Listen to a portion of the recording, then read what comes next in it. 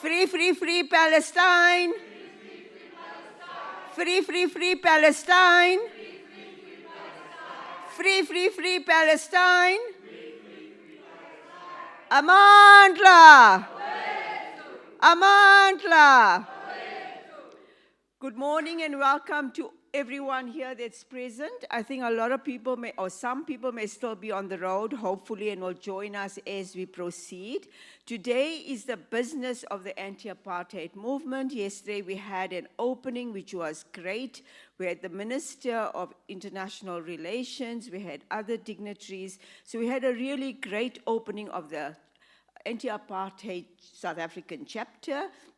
Today it's the real business of how we go forward. It's the beginning of it, and after today we'll start working on taking this movement throughout our country and internationally. So without wasting too much time, we are going to call Comrade Reverend Frank Chikane to give us a feedback on the conference that we had in May. What were the actions that came out of that conference, so that will set the scene for us in terms of how we proceed with the rest of today and how do we continue building the anti-apartheid movement. So I call upon Comrade Reverend Frank Chikane to just set that scene from the conference to today. Thank you. Well, comrades, I've said it already. I'm going to ask that we come a little bit closer so that we can be together. But I've said it already yesterday. My introductory presentation yesterday dealt with the conference. For those who were not there yesterday, let me first say that we'll recognize people in a proper way, to make sure that we know who was there yesterday and who's here today, and the team is helping us to gather the information together. But you know, I met the new CEO of Mandela Foundation, and many of you wouldn't know the new CEO of Mandela Foundation. So I'm going to ask him to come, just come as you'd look for another chair. Just come and sit there, sir. So now you see, that's the new CEO of Mandela Foundation. You know, he was appointed in October. Am I correct? Yeah, it was in October. And we are pleased to have you here. We had a number of foundations yesterday. I think we should recognize them, the Fabrico Foundation and others. We'll do a proper recognition at the end. I just want to say, for those who were not here yesterday, in my introductory remarks, I dealt with the issue of the conference declaration, and the plan of action. And I said that from there, the 400 people had to go and mobilize, form chapters, then we can come together. We didn't think we could launch an anti-apartheid movement at that conference because the people who were there were not mandated. Remember, we invited them as individuals, but they were not mandated. So we wanted people to be mandated, which is what we're going to do with this chapter. And so I did say that we then, as South Africans, did our part. We used the same steering committee to do the thematic groups, which are going to be talked about today in this program. We also consulted widely. I didn't tell you this yesterday, but we consulted as far as the fire is, before you get into the fire, because what we have not consulted is parties that support Israel. We have not gone to the Zionists. They are here with us, including the rabbi. You know what I'm talking about. I mean, real Zionists. Now I understand. If you listen to the rabbi, you know what a Zionist is about. But we're going to have to engage them because they are South Africans. You know, Zionist Federation and all that. We haven't gone there in terms of our consultations. In terms of the embassies, I want to thank the ambassadors who are here with us and representatives. These are embassies we invited to support Palestine, and we said they can be with us. We'll say how many of the embassies have been here, but we have gone as far as the Arab ambassadors through Asia. You'll be surprised why we went through Asia. It's because the dean of the Arab ambassadors couldn't let us meet the Arab ambassadors as a collective. And we went through Asia. If we say Asia, we'll find the Arab ambassadors there, and we met them. We are now going to meet the Arab League, because we thought that's another part of it.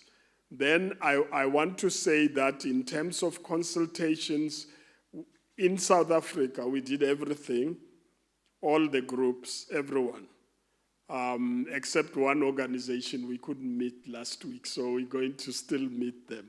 I don't want to announce it because it's our diary problems. And then I want to just emphasize, we've been in contact with our comrades in Palestine throughout. And we have the PAACC, Palestinian Anti-Apartheid Coordinating Committee. We've been in contact with them up to the last moment. We've been in contact with the Palestinian Anti-Apartheid Department of the PLO. You know, we went that far. Last week we went, because when you deal with leaders in Palestine, you end up with PLO and those who are outside the PLO. You know what I'm talking about. PLO is the official representative, recognized as the representatives, but the others are not part of it. So we have to struggle our legs and go both sides. And last week, we were in contact with the General Secretary of the PLO, because I said we must now go to the General Secretary. So I just want to say to you, we have consulted widely. I'm not talking about other groups, Kairos, you know, Palestine and other groups.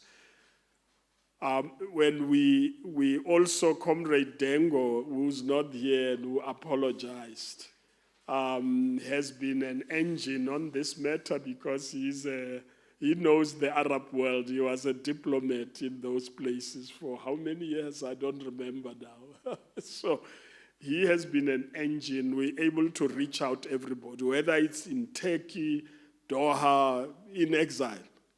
We also make contact with people. We didn't want anybody to say they were not consulted. So I thought it's important to mention this part of it.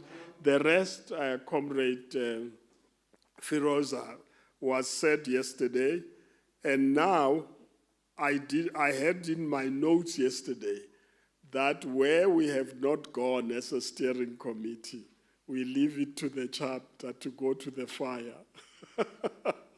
So we are leaving, once the chapter is formed, it must take on the fire and be able to tackle that challenge in that world. Thank you very much. I think that's all I need to say on this particular matter.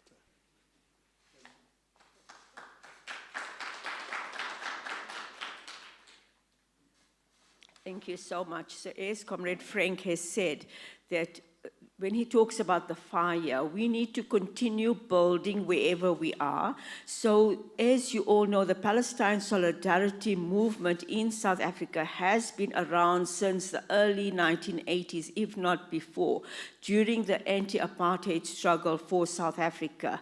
So the Palestinian Solidarity Movement has been around for many years. And up to today, there's been, as you know, in all our communities, in schools, in universities, we have built the solidarity movement.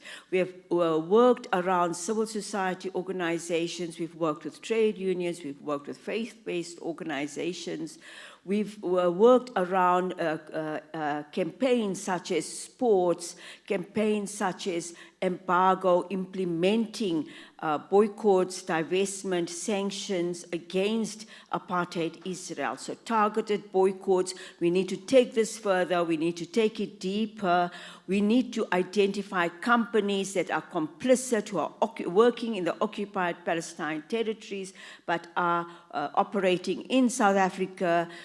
We need to impose sanctions. As you all know, South Africa is still trading with Israel. We're working closely with South African government to do some work in that space. So today, these are all the areas we need to discuss and discuss how we can take it further. So in terms of the anti-apartheid movement, it's bringing together all this work that the solidarity movements have been doing on the ground in the different regions of our country. So I think the fact that we're going to get input from all of you today will inspire the solidarity movement and give legs to the anti-apartheid movement to grow and become stronger. So based on that, I'm going to now call upon our panel discussion. So the panel discussion will give us input from a civil society perspective, from the interfaith group.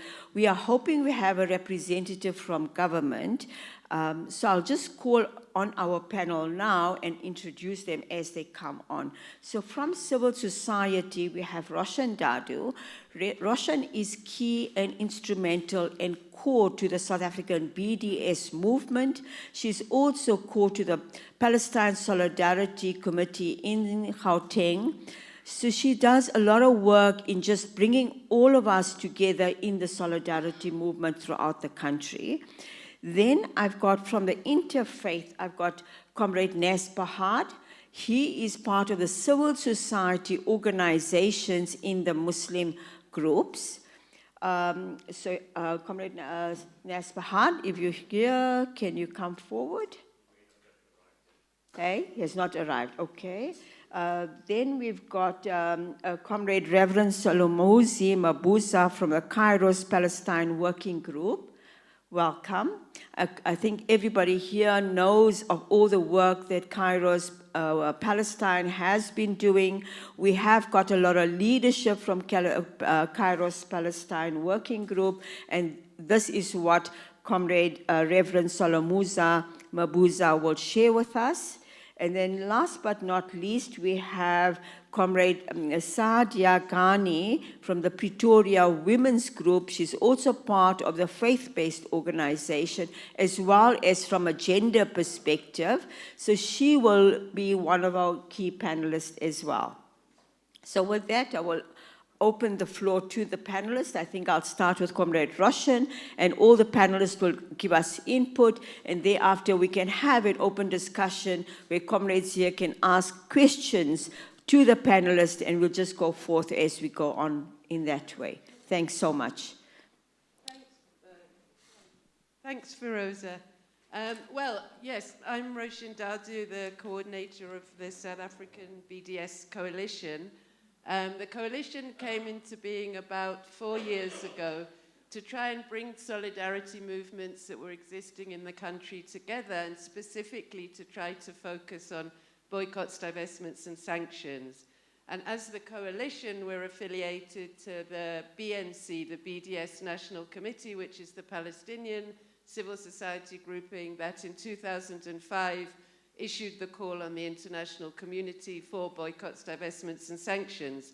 And it was consciously modeled on the call our anti-apartheid movement made on the international community. So I think moving on from that history, we've been part of the anti-apartheid movement here since the beginning, because we also feel that we need to, as Firoza said, we need to grow, we need to build the movement, we need to reach into sectors of our society that we have not done so far, and in particular, the churches. And I think Reverend Frank has been very vital to bringing the churches into the anti-apartheid framework, and hopefully going forward we'll have a lot more engagement. And that is, of course, because, as we know, one of the major challenges we face in growing Palestinian solidarity in South Africa and in fact the rest of the continent is the role that Christian Zionism has played. And as Stian will say, it's not just Christian Zionism, but it's also the way in which which is basically a form of Israeli Hasbara propaganda, has also affected into the mainstream traditional churches, not just the evangelical churches. I think I've got that right, Stian. So that's just to say the vital role that we think the churches can play in broadening the solidarity movement through the anti-apartheid movement. And then, of course, you know, since the genocide started, it's been a real turning point, as we've seen globally. You know, the amount of people on the streets, even in Western countries like London, you would never, ever have seen that up until then. Millions of people standing for Palestine. In fact, their biggest demonstrations were bigger than the ones that we managed against apartheid in South Africa. And if you think just a year or two before, how Jeremy Corbyn, the then leader of the Labour Party, had been brought down by the Zionists, by concerted strategy to not allow Britain to be ruled by a party with a leader who was committed to the Palestinian cause, you could see that turnaround, like somehow scales have fallen from many people's eyes. And I think here in South Africa, we've seen, you know, a sudden growth in Palestine solidarity, both in actual organized groups, such as, for instance, Healthcare Workers for Palestine. Marcelia is here, that came together, and they're also sort of affiliated, isn't the word, but part of the International Healthcare Workers for Palestine. So people have been coming together, you know, as sectors like that. There's been an African Artist Against Apartheid that overnight, I think 400 people just joined a WhatsApp group from a couple of people at Wits University, just asking, is there anyone who could play some musical instrument to protest? And suddenly this group kind of mushroomed. And now they are different, you know, the musicians and people in different parts of the country, and there have been all sorts of different things. One of which in Joburg is a group of artists that have come together. They've been doing banner making and poster making with different groups and communities, but they've also taken charge. You know that wall, if you know Joburg, it's one of the busiest intersections on Empire and Jan Smuts, and it's called the Star Wall. I think it used to be the Star newspaper. They've been having a graffiti battle there. They've been doing amazing pro-Palestine graffiti and really amazing, beautiful paintings. And then Zionists will come the very next day and make very crude comments, you know, spray paint the wall, damage the artworks, and they will come back the very same day and redo it and do even more beautiful paintings. So there's all sorts of, just to say, there's all sorts of initiatives going on that around solidarity. Also, there was a group that came together, a research group, and I think that was very helpful in us trying to target and find what were the most complicit boycott items in South Africa. And I think we can also, you know, do a lot more with the research group that came together. They're also looking at the trade statistics and so on. There was also, for instance, we had already a Palestine Africa Solidarity Network that Comrade Mandla Mandela was at the launch of in Senegal 3 years ago.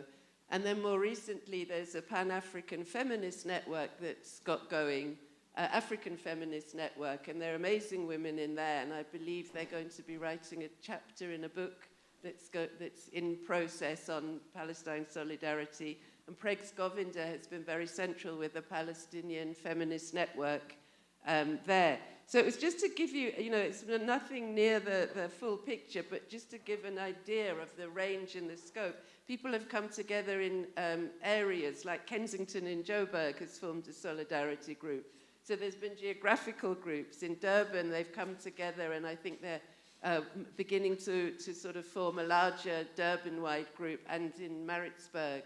And across the country, people have started to sort of organize around Palestine. And then just on the boycott, so what's working well, I would say, is, for instance, South Africa imports Teva medicines, pharmaceuticals, directly from Israel. And that's obviously one of the key boycott items internationally, actually. And so having now healthcare workers for Palestine, they were able to take up that Teva boycott, because obviously we don't want to start calling on people not to take medicines without knowing what are the alternatives. And so focusing on the pharmacies and the people that prescribe the medicines, rather than trying to call on consumers to randomly not take medicines, and providing a really detailed list for those pharmacies of alternatives, has meant that we've managed, I think there's now 22 pharmacies in the Western Cape who've put up posters, they're apartheid-free zone pharmacies, they do not stock Teva. So I think, you can see that if we're talking, in the general discussion, the scope of work and the imaginative ways and the ways in which working differently can help us to achieve boycotts, at least on the boycotts, and hopefully the divestment and sanctions. So then, of course, after the ICJ case, and now we have the provisional measures and the ICJ advisory opinion, we now have a legal framework. We have a legal obligation as South Africans, not just government, but also business and all of us, not to be complicit. And I think that's really given a push, and now we are, whilst on the one hand support, and in fact it's the same thing, in supporting, as Minister Lamola said yesterday, the ICJ case, which was a fantastic move and a very bold move. In supporting that, we now have to make sure that we are not complicit. So now we are putting pressure, for instance, on trade and industry, because South Africa, our #1 export to Israel is coal. And we were the 3rd largest exporter to Israel of coal. However, Colombia, earlier this year, they decided to ban coal sales to Israel. First of all, the president made the announcement, and then it was followed up by departmental regulations to ensure that now coal from Colombia will not be going to Israel. Coal from Colombia is also dug in Glencore mines. Glencore is the mining company here which is sending coal to Israel. So we're connecting with Colombian comrades. There it was the trade union, the large mining trade union, it was indigenous people, and it was environmental activists and Palestine solidarity activists that came together to put that pressure on the Colombian government. And we believe if it's possible for Colombia, then it's certainly possible for us, because it's a small amount of the coal we mine. So it's not to do with closing mines, it's not to do with losing jobs. It's simply to say that small percentage we should not be selling to Israel. There's many, many markets out there. As we know, the price of our coal is so high that we can't afford to buy it here, which is another issue that could be beneficial. It could work both ways, both in solidarity with Palestine, but also find new ways to improve the cost of our electricity. So again, I think it's, kind of thinking of these campaigns, not just as one-way solidarity, but how they're part of how we can also be campaigning for all the issues that we know in South Africa we need to and are campaigning for. We've also, through this, made new partners. So environmental groups have got more involved on Palestine issues, trade unions, particularly the NUM, obviously on the coal issue, and we're trying to increase our partnerships with various different trade unions, because one of the other issues is shipping, not only shipping the coal, but ships stopping in our ports. And that was an interesting example of a campaign where we all learnt on the hoof. The BDS movement in Palestine had a tip-off that a Vietnamese ship was carrying explosives bound to Israel. And it was going around our coastline and up the west coast of Africa because of the solidarity the Houthis are giving to the Palestinian struggle in the Red Sea. So that ship didn't try and dock in South Africa, but it did try to dock in Namibia. It was given docking rights in Namibia. But because of being part of a global movement, it was possible, and given that the Namibian Minister of Justice was actually here at the Global Anti-Apartheid Conference launch, we were able to contact her and say, hey, this ship, we believe it has weapons or explosives, it shouldn't be docking. And she actually managed to ensure the Namibian government rescinded the docking rights. It had actually applied for dangerous cargo. And they investigated and found, indeed, it was 3 containers of a very particular explosive that's used in cluster munitions, which are banned in most parts of the world under the Ottawa Convention, but Israel clearly isn't a signatory to that. And neither is Vietnam. Sadly, Vietnam manufactured it, and it was the same kind of explosives that had been used in the Vietnamese War.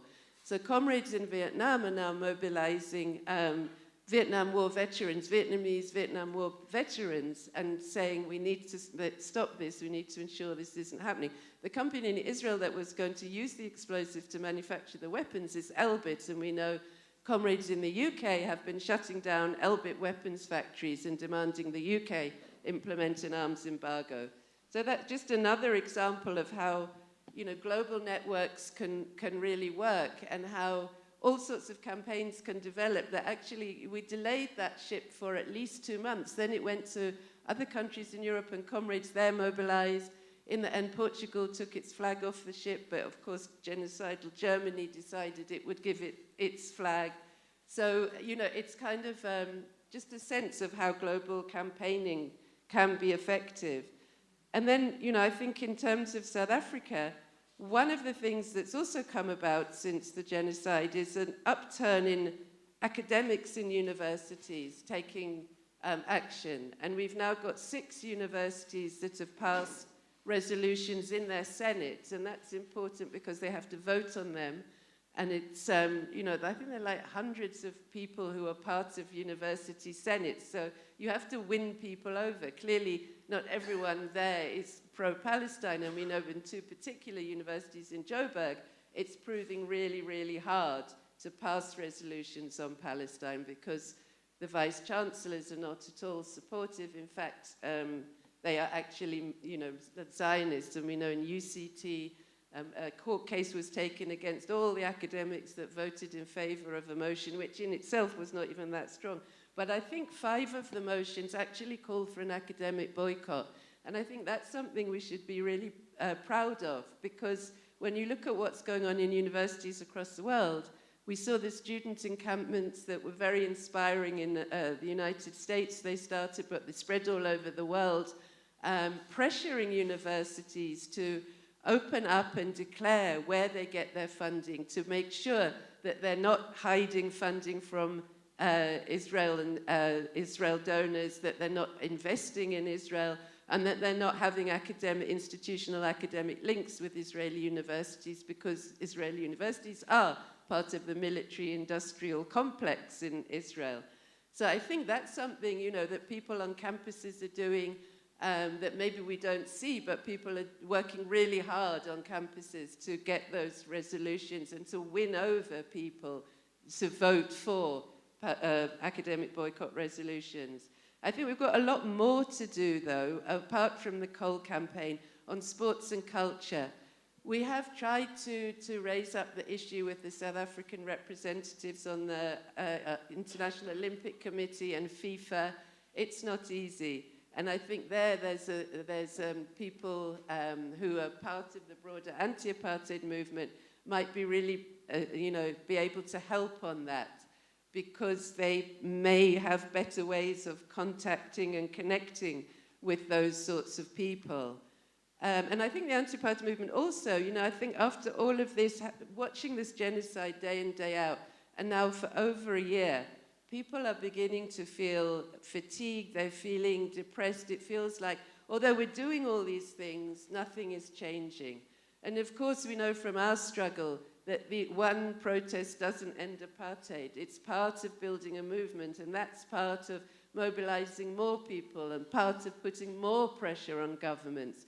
But at a time of a genocide, it is hard to not feel you want it to stop now. You don't want to see the next day more children have been killed. So I think the anti-apartheid movement launching now is also a good time to remobilize, refuel us, kind of galvanize us for the long struggle going ahead over the year to come. I think another area we need to focus on is the arms embargo. If, as the government says, we are not selling any arms or military equipment or dual-use items to Israel, why can't we announce an arms embargo? Because it would be very easy. If you're not doing it as a government, it's easy to say. They do say that the National Conventional Arms Control Committee is functioning and is checking the end-user certificates, but there's something a bit awry there, because Germany, Rheinmetall, has an explosives factory and an ammunitions factory here that apparently is working double time to make, to increase its productivity. Rheinmetall is also buying another factory here because they don't have capacity in Germany. Now, if you think about it, what's Germany doing with all this ammunition? Clearly, they are sending it to Ukraine and to Israel. So there's something not quite making sense there, and we hope that we can interrogate that further and find out exactly and make sure that we're not selling any kind of military equipment that's ending up being used in the genocide. And then we've also dealt with, and increasingly I'm sure next year with the G20, we've dealt with kind of ways in which the Zionists, apart from their very obvious, like the chief rabbi and his ranting, I mean, he's hysterical, he's clearly lost the plot. We've been dealing with things like a conference that looks very nice, African Global Dialogues, and it looks very nice, and about Palestine and Israel and what have you not. But actually, it's a genocide-washing event which had no Palestinian participation, which was designed to draw liberals amongst us into a Zionist narrative of peace. But we know they can't have peace without justice. You can't have peace when you're committing a genocide. So they're kind of these sneaky ways, I would say, that we've been trying to, and that was kind of successful in that we managed to get them to not be able to have a public event in Constitution Hill, where they were also planning to manipulate our struggle in such a way that they're looking like they're, supporting our struggle and our heritage and our history, but not for the cause of Palestine, for a kind of a misuse of that promotes a Zionist narrative. Anyway, they had to hide in a hotel and do it all online. And then we had another such a thing with the National Endowment for Democracy recently. Again, the National Endowment for Democracy's initiative, World Movement for Democracy, just look on their website, it states it was set up by Ronald Reagan to promote US interests internationally. It's US soft power, and you could see, again, there was nothing. In the middle of a genocide, how do you not mention Palestine up front and center? You can see, then that there's something awry.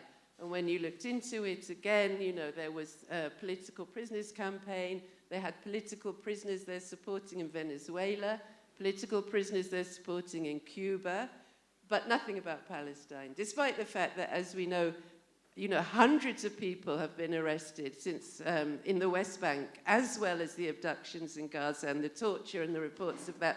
How do you not have a So you can see there's something not right, and it kind of is used also to undermine our government, to undermine our position in the ICJ, because it draws people into a kind of, a sort of liberal Zionist narrative where, what's going on in Palestine is not really important. It promotes, for instance, Ukrainian NGOs, and that's considered to be extremely important, and so on. So I think with the G20 coming, we really need to organize ourselves to see what can we do, because if we have the leaders of the G20 actually coming here in November for the summit, I think there will be, a need to really protest the role that most of them, or many of them, are playing in fueling, supporting, funding, and arming the genocide. So I'll stop there. It was really just, I'm sorry, there were lots of other initiatives. Of media, I wanted to mention MRN, because I think they're also here. A lot of work being done to try and get the Palestinian narrative into the media here. Not always easy, but, trying. But yeah, just to give a sort of a broad sweep of what is going on, and to say, so when we look at the thematic groups in a short while, we're not starting from ground zero. The thematic groups have come out of the program of action, and we can see already, we can map where there's a lot of work going on that, as Comrade Frank said yesterday, we don't want to replicate, duplicate in those areas, and where there's not been so much work going on, and where, you know, we really need to build working groups around those thematic areas from the program of action. Sorry, I didn't know how much time I had, but I'll stop there. Thank you.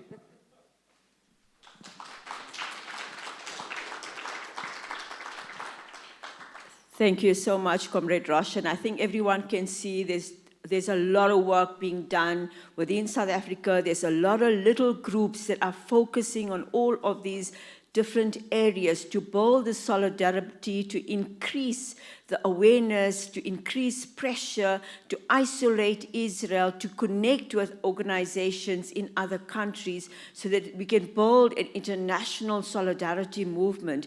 And I think what Palestine has now done, as Comrade Roshan has said, has awakened the world to what is not on the right side of history, that we need to connect the dots between oppressed people in South Africa, in Palestine, across the world, and build the solidarity movement so that we can have a world that is based on human rights and justice. So with that, I would like to call upon Reverend Solomon Mabuza, as I introduced earlier, from Cairo's Palestine Working Group. And I think that is one area, Comrade Reverend, is the focus we need to have on our Christian communities in South Africa, on the African continent.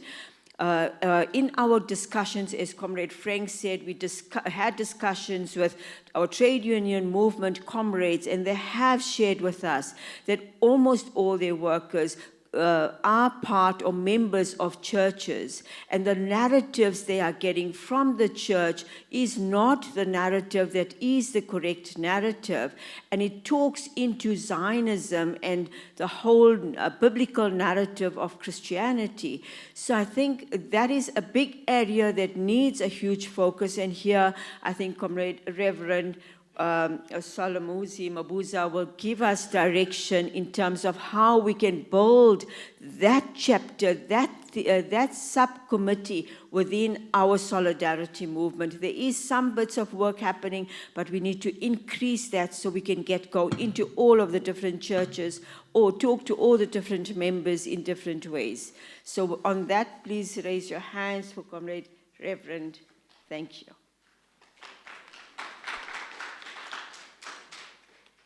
Thank you. Thank you, facilitator. Solomuzi, but you got it right eventually. Solomuzi is what my father named me. I'll just speak in highlight form because my comrades are present here and they can plug in as we enter into conversation. So all protocol observed, as I hear our leaders say that often.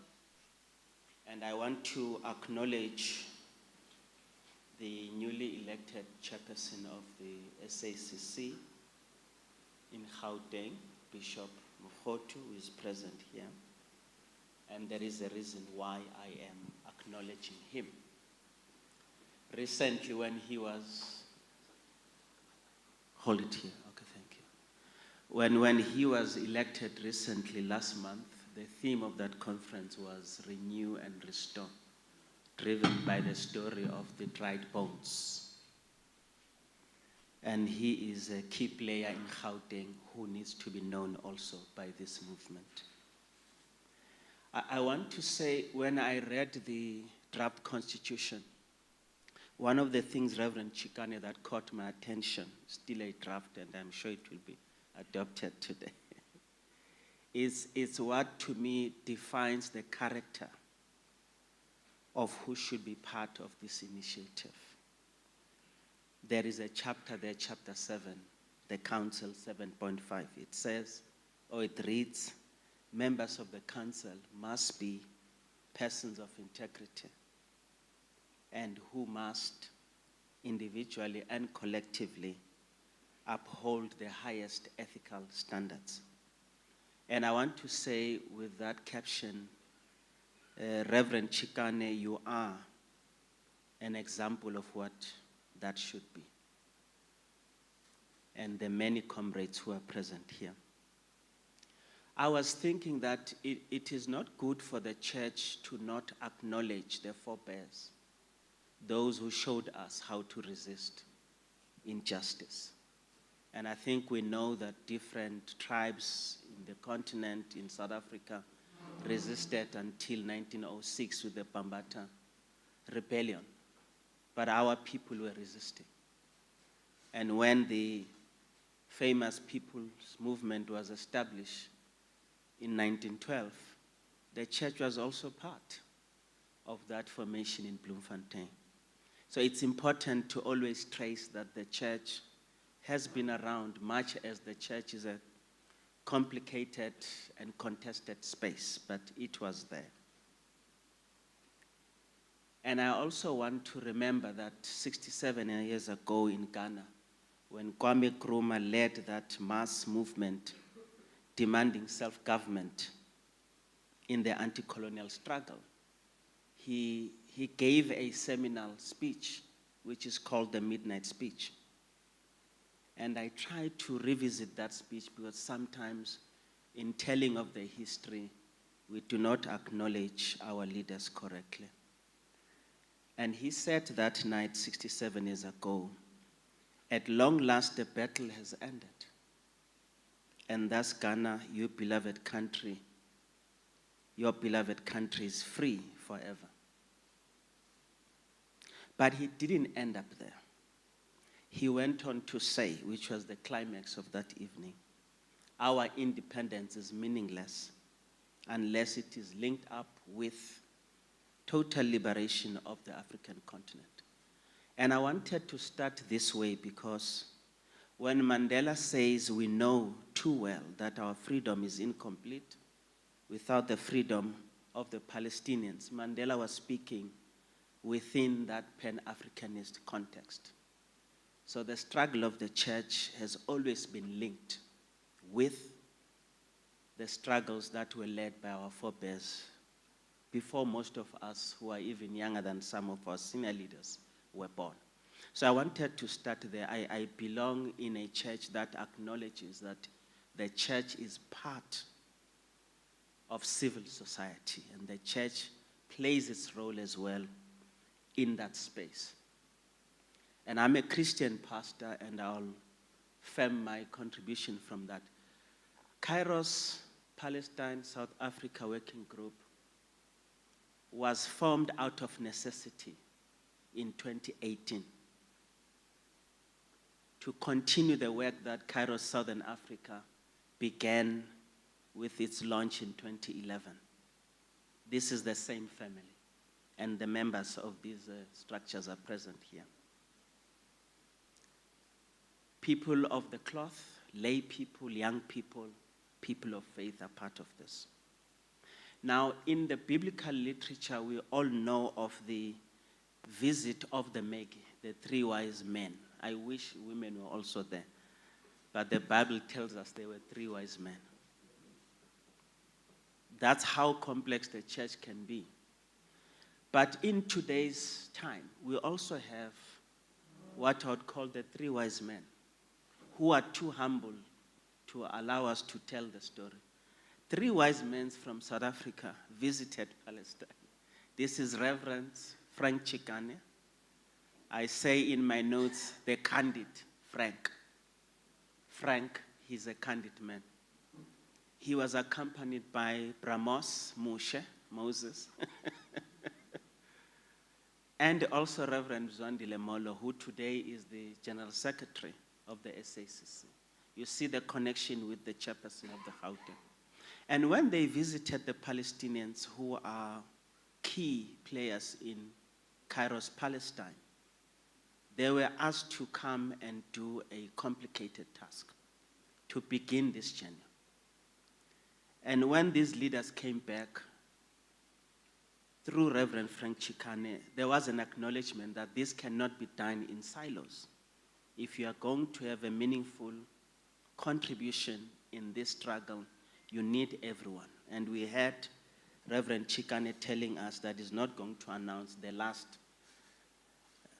entity that he must consult. So when I say he's a good example, it's precisely because of that. This journey is difficult. Let me share what happened in 2009 when we went to Palestine with Bramos, Tutu, Edwin, Stian, and others, even Heidi, who came from the Concerned Jews in South Africa. We were sitting at a hotel. And while seated there in the evening, we had visited a village that has been turned into a forest by the Zionist state. And one of our senior leaders said, he's laughing because he knows what I'm saying, comrades, I must confess, it's not the first time that I'm here. I've been here before, but now I realize that I came through the wrong door. And I'm paraphrasing him. I came here through my comrades from Israel. So I'm just sharing how complicated this task can be. That as we journey as the church and as we interact with our fellow interfaith partners, we must be generous enough to even embrace those among us who say, now I've seen the light. I want to say that we have done all of this because of the inspiration of the Kairos document in 1985. It's 39 years today. Next year is the 40 years celebrating that. And it is that experience which inspired the Palestinians, because we come at this from a church perspective, but we know the baggage of the church. And we come as equal partners who do not want to be superior than any others. And again, the location of where the discussions of Kairos took place tells us a story again, that the location is important, which is why Gaza, the occupied Palestine territories, is equally important and symbolic. So without the story of South Africa, Palestine, through the Kairos-Palestine process that we know today, would have probably taken a different turn.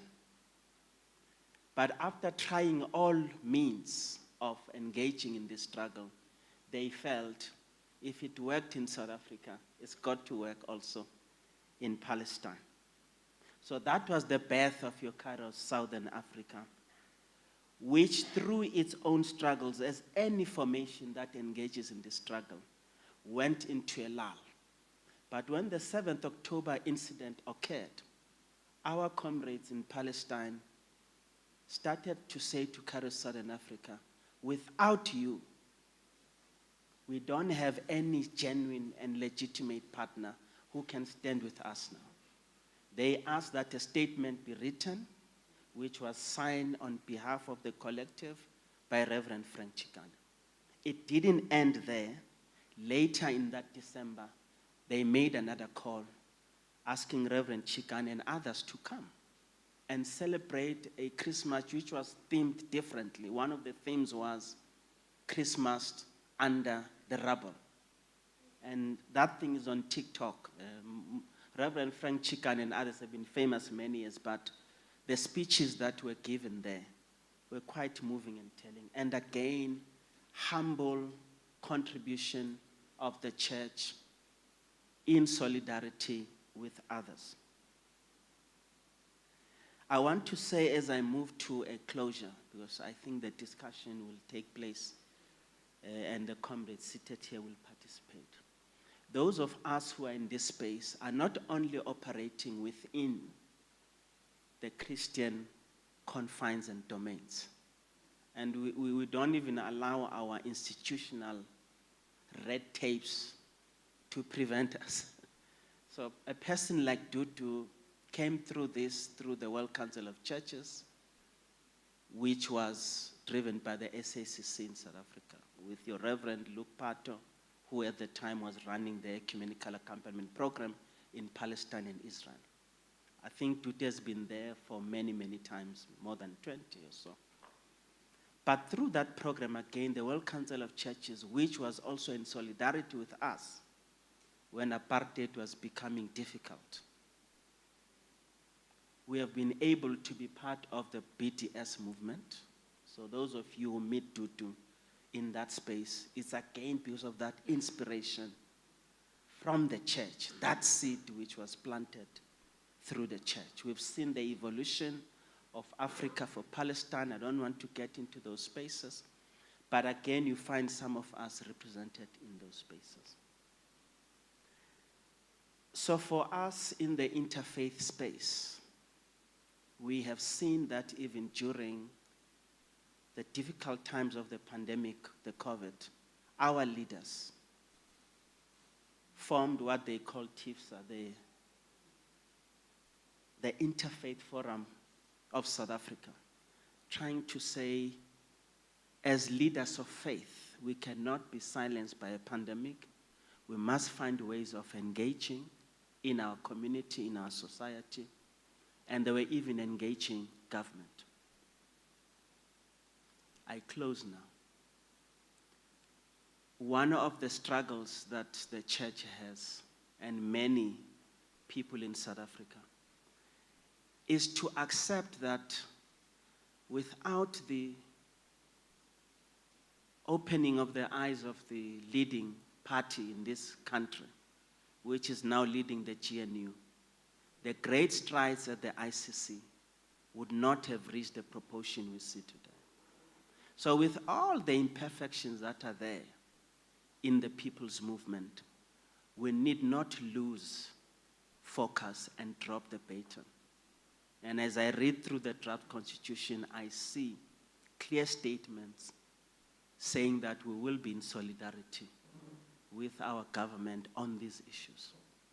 And government is also not abstract. It is formed by parties, some of whom who says on Zani, we want money from the Zionists and so forth.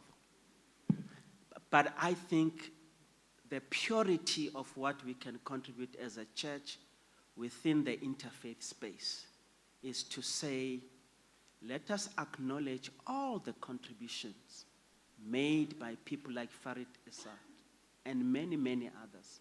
Clint Lebrain, who is now late, he came into this 2009 with a lot of passion. Little did we know that would lose him during COVID. So we honor those individuals, and I believe our participation will be inspired by what is happening here, because we operate in that space of understanding that we are activists, we are comrades, we are people of faith. We are not going to be prohibited by mandates and all those kinds of stuff. But we need to evolve to that stage one day when we can become also a structure that operates through mandates. You called me a comrade. We have activists. We have comrades. We have cadres. I want to say to all of you who fit in these categories, let the struggle continue. Thank you.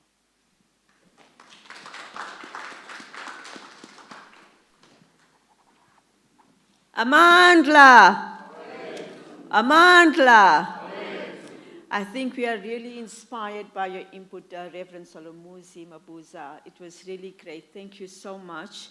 I think the Kairos movement is a template that we can all learn from. The trials, the tribulations, the learning lessons, the growth of the Kairos movement is something that we all need to, I think, research, become familiar with, so that we can bring into all the work we are doing. So now I would like to call upon our dear comrade, Comrade Sadia Ghani. She comes from Pretoria. She is in a women's group. And I think we all know that this genocide has impacted women more than any other category of people in all of Palestine. Women and children have been impacted not only through the horror of the bombing and the slaughter it's also in terms of food. Every day they need to look for food, how to survive, how to protect their families. So women have been key, critical, and we often talk about resistance movement. And when we say resistance movement, we just think about the males in our organization. But the resistance movement, not in Palestine and throughout the world, are mainly women, young women, old women, young girls, you know. Thank you. So women are carrying this baton, and the women of Palestine, the level of resistance is just, I think, amazing. It just, all of us are shocked at how they can carry on every day, looking for wood, looking for fire, looking for bread, just to feed their families. So with that, I'm going to call upon Comrade Sadia Ghani to talk to us not only about women, but also faith. So we look forward to your input. Thanks. Hello, is it on?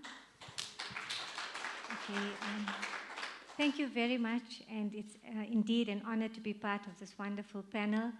I must say that I came in and I just entered here with no expectations, just wanting to be a participant. And as I walked in, Brother Faisal told me, please, we need someone to represent the Muslim community. And my heart soared, because for me it's an opportunity to speak my heart, speak my mind in these difficult times, and to share in the spirit and of the solidarity that this movement has created.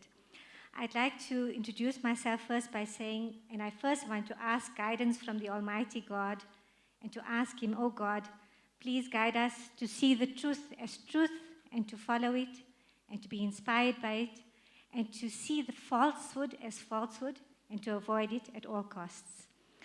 Now, as I'd like to start off by saying, my name is Sadia Ghani. I'm an attorney by profession, and you know, I grew up loving human rights, my father also being a lawyer, and I also did my master's in human rights. And my topic was on Ubuntu, bringing it at the center of the South African, you know, judicial field. And then obviously I moved to different spaces with the Maqasid of Sharia and whatever. I visited Jerusalem this year as well in Ramadan and the year before, because my heart just, I just feel that like my heart belongs there, because that's where it's happening. That's where the world begins. That's where the heart, it's the heartbeat of the world. So I'd like to say at the outset that even though my heart is South African, my blood is Palestine. Ana Dami Falastini, you know the song? And my soul is with humanity. So in the spirit of all this, I say we need to unite ourselves at every level. And Palestine has actually been, despite the horrible genocide that's played out, that's, you know, just too much to mention anymore, it's actually come out as a uniting force for the world. It's divided and it's united, an extremely divided and fragmented world, and forced us to embrace our common humanity. Now I'd like to go back to the Quran and the words of our Lord, our Creator, and He says in Surah Hujurat, "O mankind, we created you all from a single soul, and from you we created nations and tribes so that you may know one another." And then our God Almighty also says, we created you as vicegerents on earth. So what is a vicegerent? A vicegerent is somebody who stands in the shoes of God Himself and propels the God's worldview upon the earth. And now I ask us, and you know, when we look at the genocide that's playing out, there's certain very fundamental questions that are now being raised, and those are philosophical, ideological questions that we need to also answer. And I'm very, very thankful to Roshan, because she was so comprehensive in bringing out all the practical aspects that I'm not going to go there. And even our Reverend, you know, he set the scene for, you know, the interfaith situation. So I feel the questions that are now coming up are, who are we as humanity? Where are we heading? And what world do we want to create for our children? So in the whole scheme of things, I feel we should be discussing issues about this whole collapse of the Western system, the Western value system, and the civilization that's been imposed on us. And I'd like to look back at Reverend's comment of Kwame Nkrumah when he said that our freedom is incomplete unless we have freedom from the entire continent. And I would say it's freedom from the entire world, from the yoke of this colonial Western value system that's been imposed on us. When we look at South Africa, we see that, you know, Ubuntu is the driving philosophy behind the African people. But what has happened? It was hijacked from the final constitution, and we look at our judgments and we look at the essence of our courts, and it's still a Western liberalist system. Ubuntu hasn't taken the center stage, so that's been hijacked. Then you look at the world around you. What is the dominant system that prevails? It's the Western liberal system. And Palestine has proven that this system is on the collapse. It has failed humanity outright. Now, when we look at Nadine Gordimer, she said this many years ago, and this rang bell when South Africa won its freedom. She said, the old is dying, and the new is waiting to be born. And in this interregnum, there arises a diversity of morbid symptoms. And we felt this when we were breaking free from apartheid, and now we feel it more we feel it now bigger and better than ever, because what more morbid symptom can we have than a genocide that's playing out live on our screens? Tell me, ladies and gentlemen, that is the height of morbidity. Now, what we need to realize is that from this, there's the potential for a new system to arise. And that new system is in our hands. We, as the collective humanity, need to choose. What are we going to choose? Which system are we going to choose? Which value system are we going to choose? So as Muslims, we have our Quran and the Quranic worldview, which is set in stone in our Quran, and we know it's the vision of God. And then we have all these other common systems, like obviously we know that Christianity, Judaism, and Islam are all sister religions. And then every religion and philosophy out there has got a core humanity, like with Ubuntu. Ubuntu and, the surah that I read out from Hujurat, that we are all one and we are one and we are manifestations of each other, is part of Ubuntu. So the great challenge of our times is to find our common humanity, to find the strand of solidarity, and to start to define and redefine our world the way we want it for our children. And I guess that's where my input is. And then to speak about women, I think we need to also just look at Gaza and the women out there. You know, these women that have buried their children, the women that have, that are looking after families, the little children who were once children and are now mothers, fathers, sisters, brothers. The entire family system has collapsed. So we need to look for ways and means in which we can rebuild this family system and, rebuild Gaza. And in rebuilding Gaza, we will rebuild our humanity. Thank you very much, ladies and gentlemen.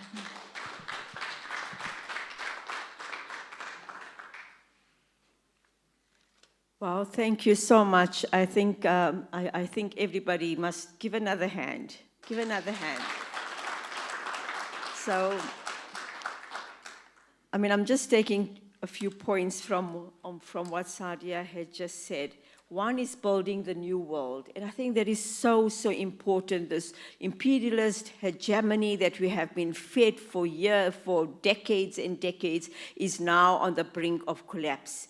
And Palestine is ripping that mask off and saying, there is a new world forward. So I think that is really important. Thank you so much. I will now call upon Comrade Nas Bahad. Comrade Nas Bahad is a part of the civil society in the faith-based organization, specifically Islam. So Comrade Nas Bahad will just talk to us about some of the work, some of the actions or activities that's being taken by solidarity organizations in that space. Over to you. Thanks. Good morning, everybody. Amandla. Free Palestine, from the river to the sea.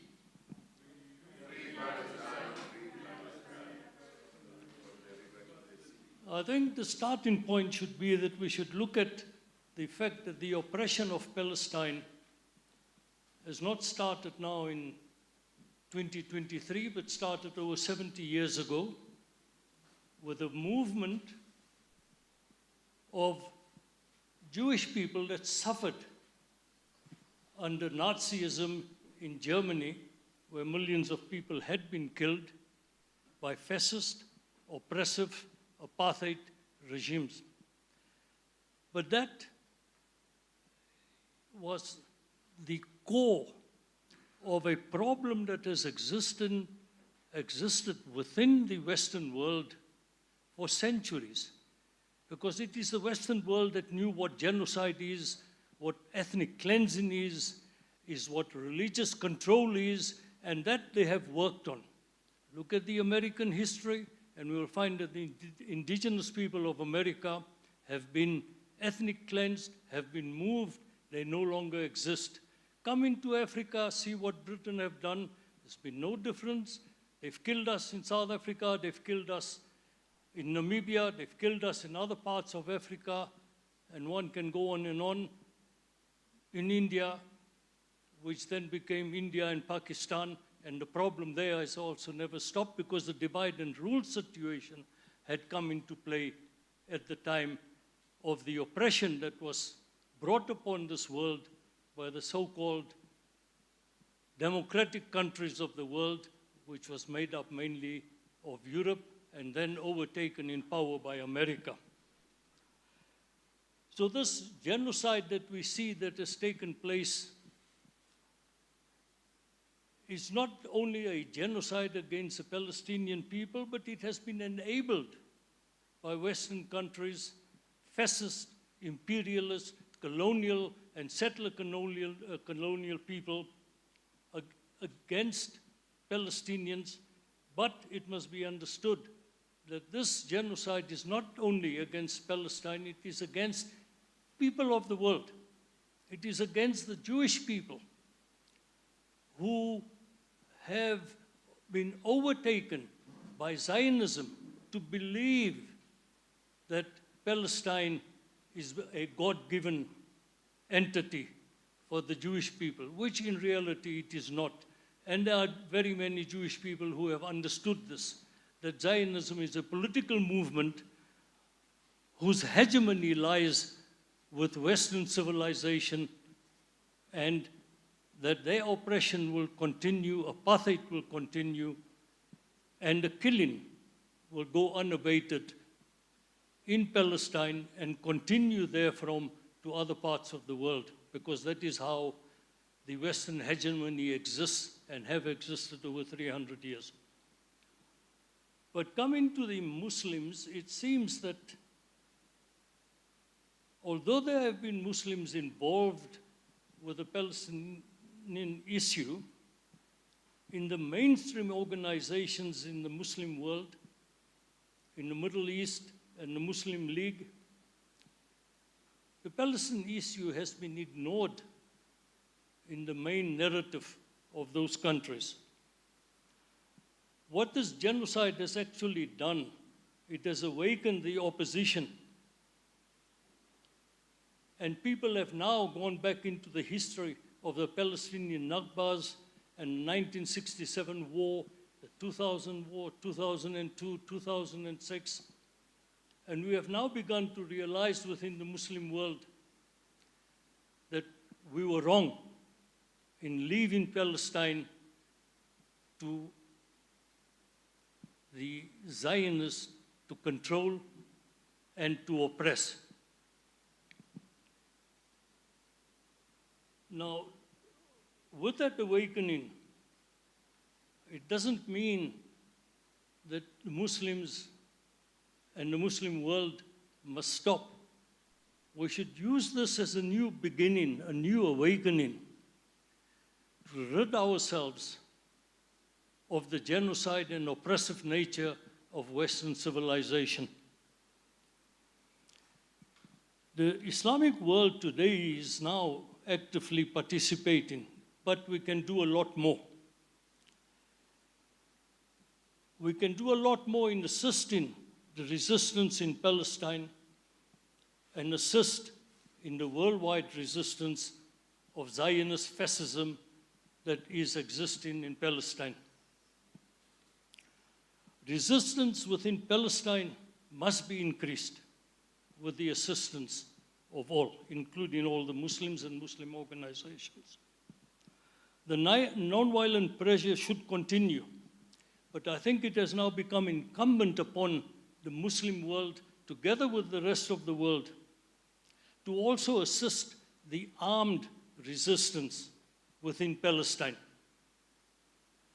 We have ignored that. We have, or the narrative coming in from the West has always made it look as if the occupier was the victim, and that the Palestine people were animals who wanted war and wanted to get rid of Zionism and Zionists. And of course, they put it as Jewish people from Palestine. This lie, this narrative has got to be changed. It's got to be changed in the mindset of the Muslim world and also the Muslim people. And when I talk of armed resistance, people are saying that there's a war, and that is what we've been saying since 2023. No, this genocide started already over 70 years ago, and it has actually taken score after the 1967 war, when the Zionists then felt that they had the power to take over and do what they want unhindered within Palestine. And I think that when we talk of armed resistance, we must understand that a Kalashnikov or AK-47 is not enough to stop a tank or to stop the F-35s, to stop the 2,000-pound bombs, to stop the annihilation of Gaza, to take over the West Bank on the pretext that they're attacking terrorists.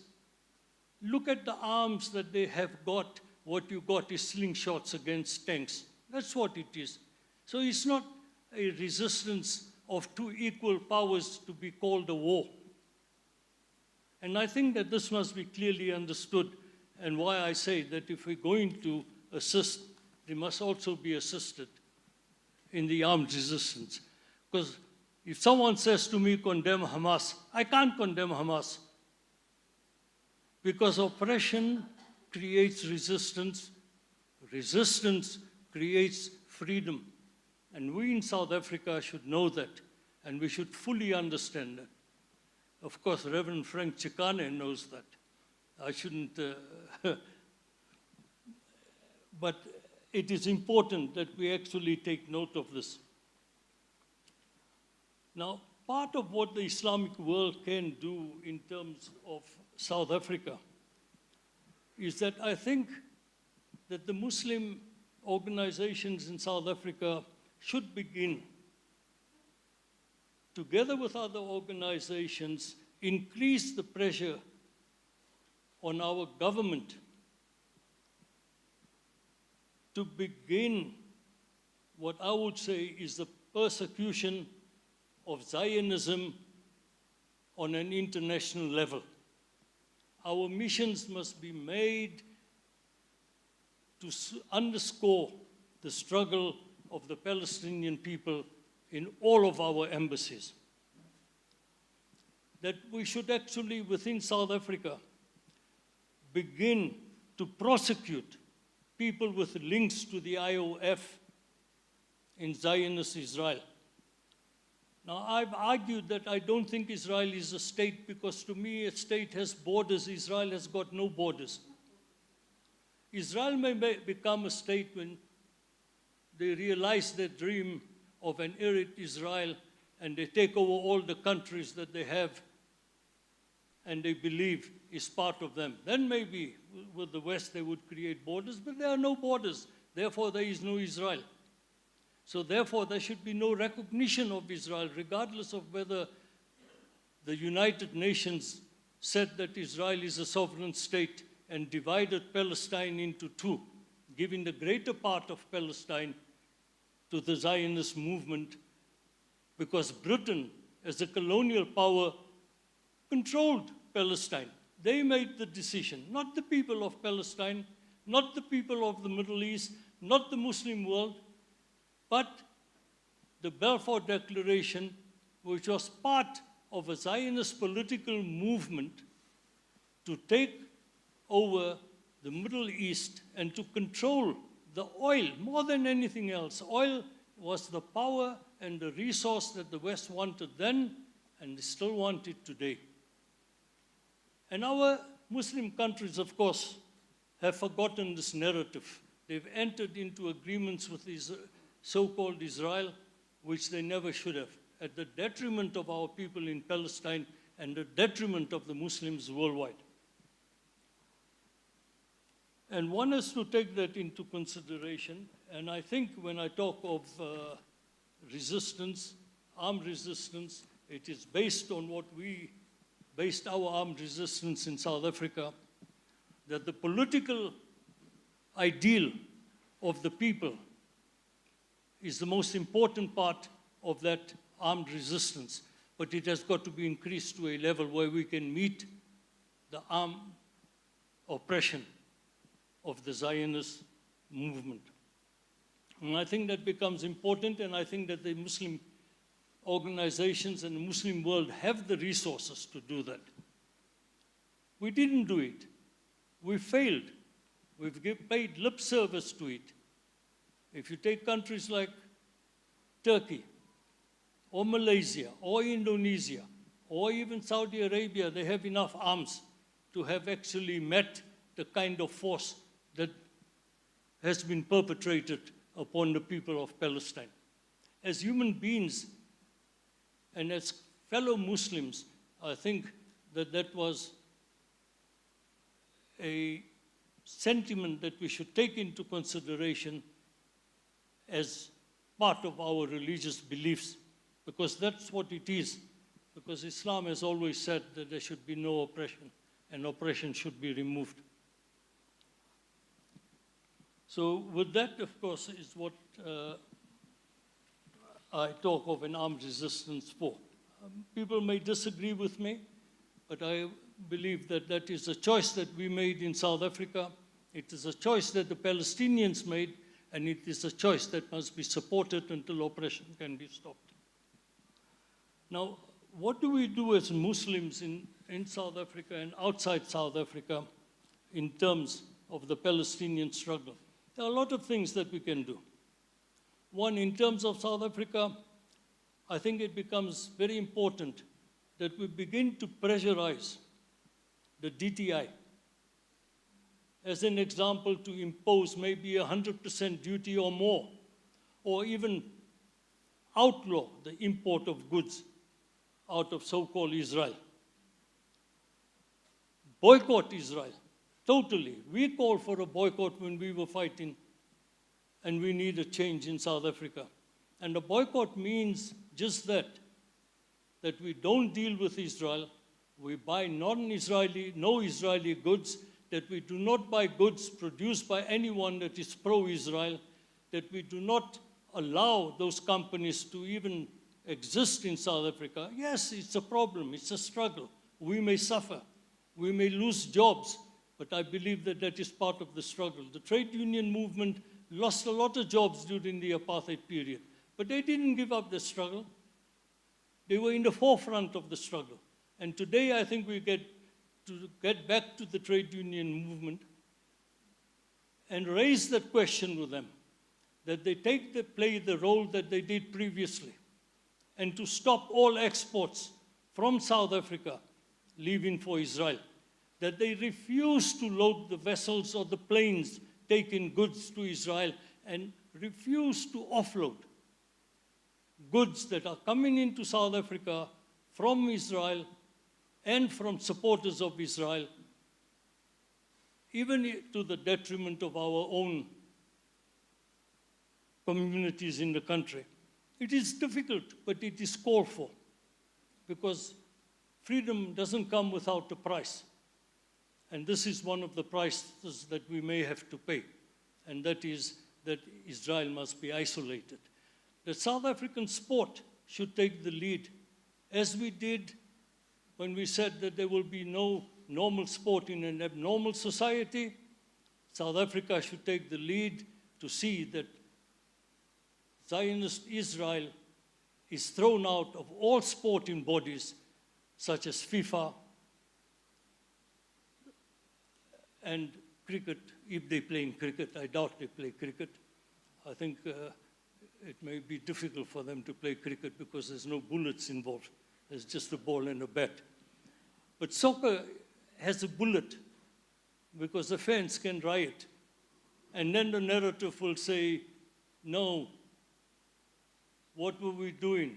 Anti-Semites that we are. But it is Israel that is creating the anti-Semitic feeling around the world, the Islamophobic feeling around the world, because when you bring in racism into a concept of life, then that is what it is. It is anti-everybody outside of yourself. And if you look at the utterances that come out of the leadership of the Zionist movement in Israel, it is a growing concept that nobody else matters but themselves. Now, what we have got to do is that we have got to link up with organizations of the same mold.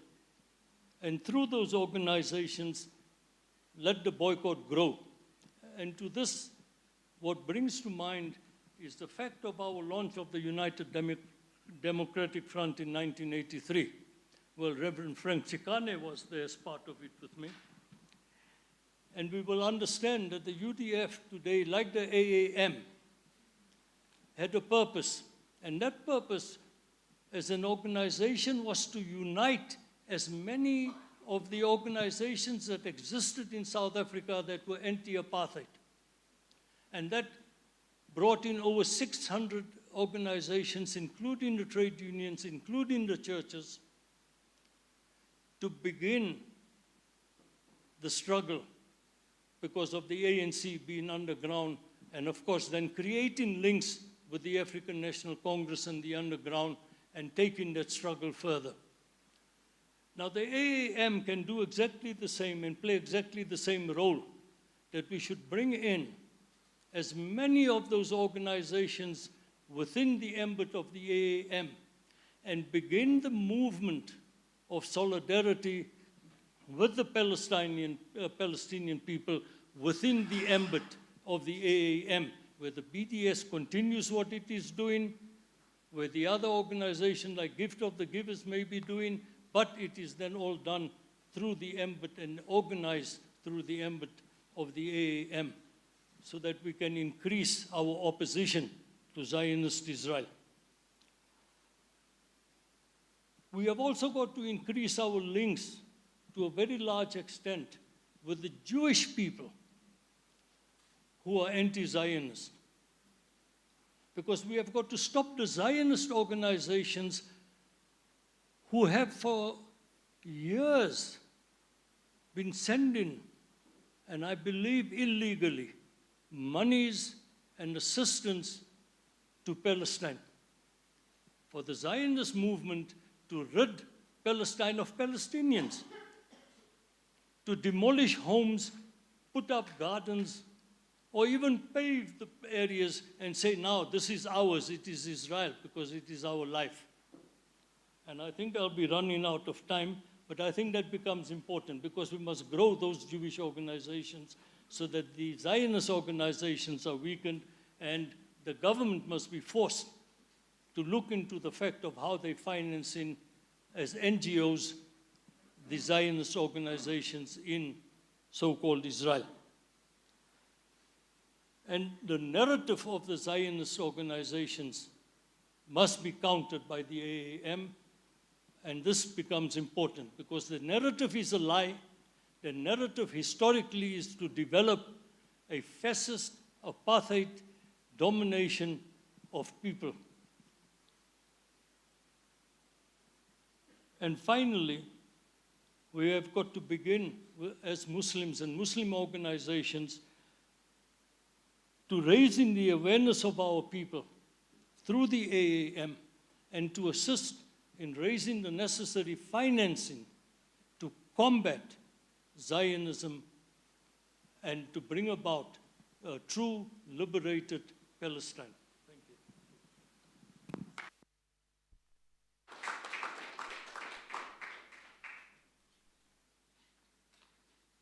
Thank you so much, Comrade Nespahard, for that geopolitical overview, as well as the kind of work that the AAM can do and has the possibilities to do. So now I think we are a bit short of time. Am I right, Comrade Frank? Yes, we are. So let's have maybe 15 minutes of discussions. Are we 15? Is that okay? Yeah? Okay. We'll survive. Good. Thank you. So we've got our technical team here who will walk around with the mics and just raise your hand. There's a hand. 1, 2.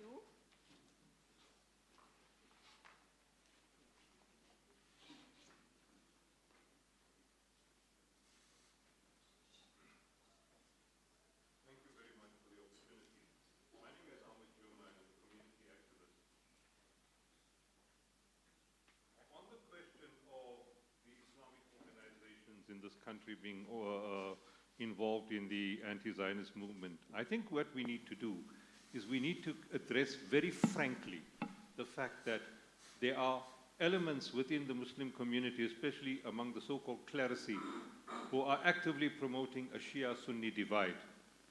We must also acknowledge that there's a category of people called Muslim Zionists, and that's an oxymoron, but it's true. And that is why when we talk about Muslim world, we should disaggregate. They're all not one. There are organizations and state entities that are the twins of Zionism. Saudi Arabia, the temerity of one family clan, to name an entire country after it, is the twin of Zionism. The Sykes-Picot Accord was designed to infuse a system of polity that has never existed in the Middle East ever in its history. And I think that's what we must do. We must also get a message across to Muslim people that the conception of the Jew in the Quran is not Hitler's conception. Because these are the things that are coming through. This is becoming the kind of symmetrical opposite of the hijacking of Judaism by Zionism. And we need to counter that. Thank you.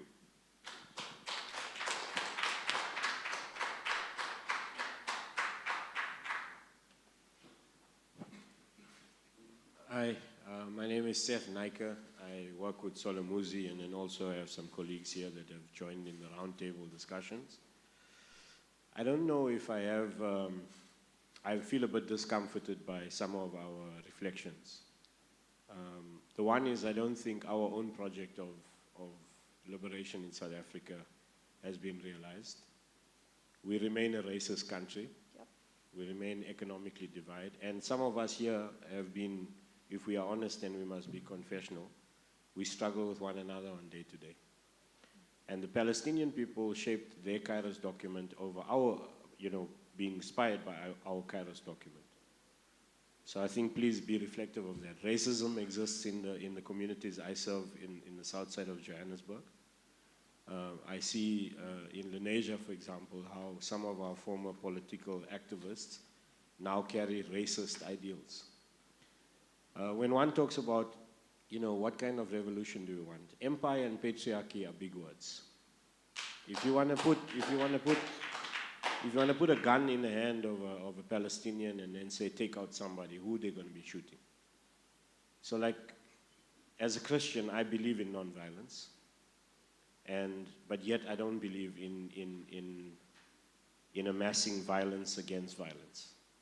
And maybe we need a different approach.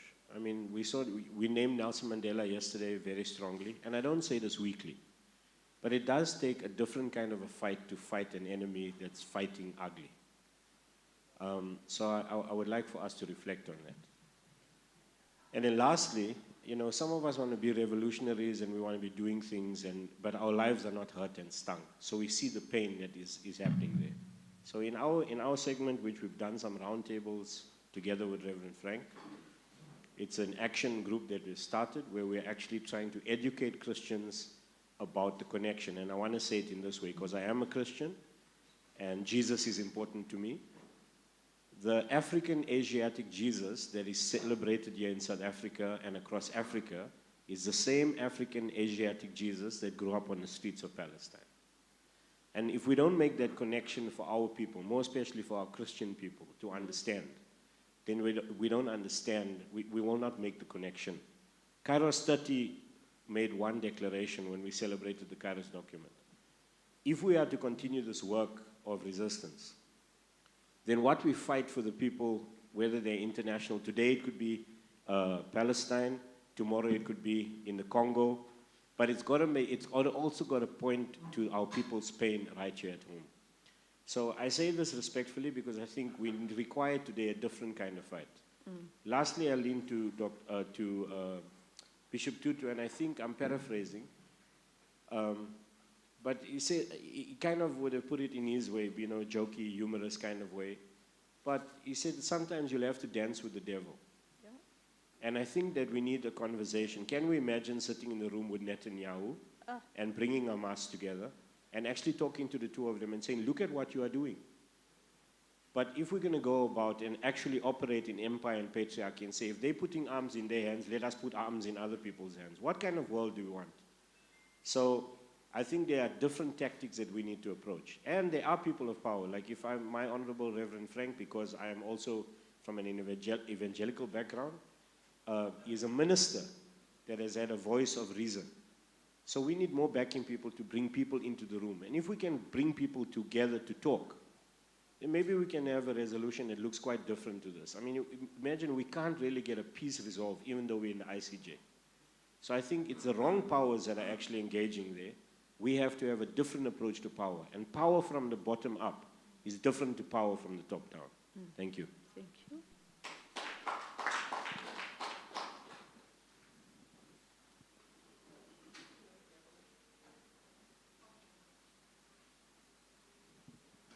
Yeah, my name is Shaheen Khan. I'm from Potch for Palestine and the SAPDS Coalition.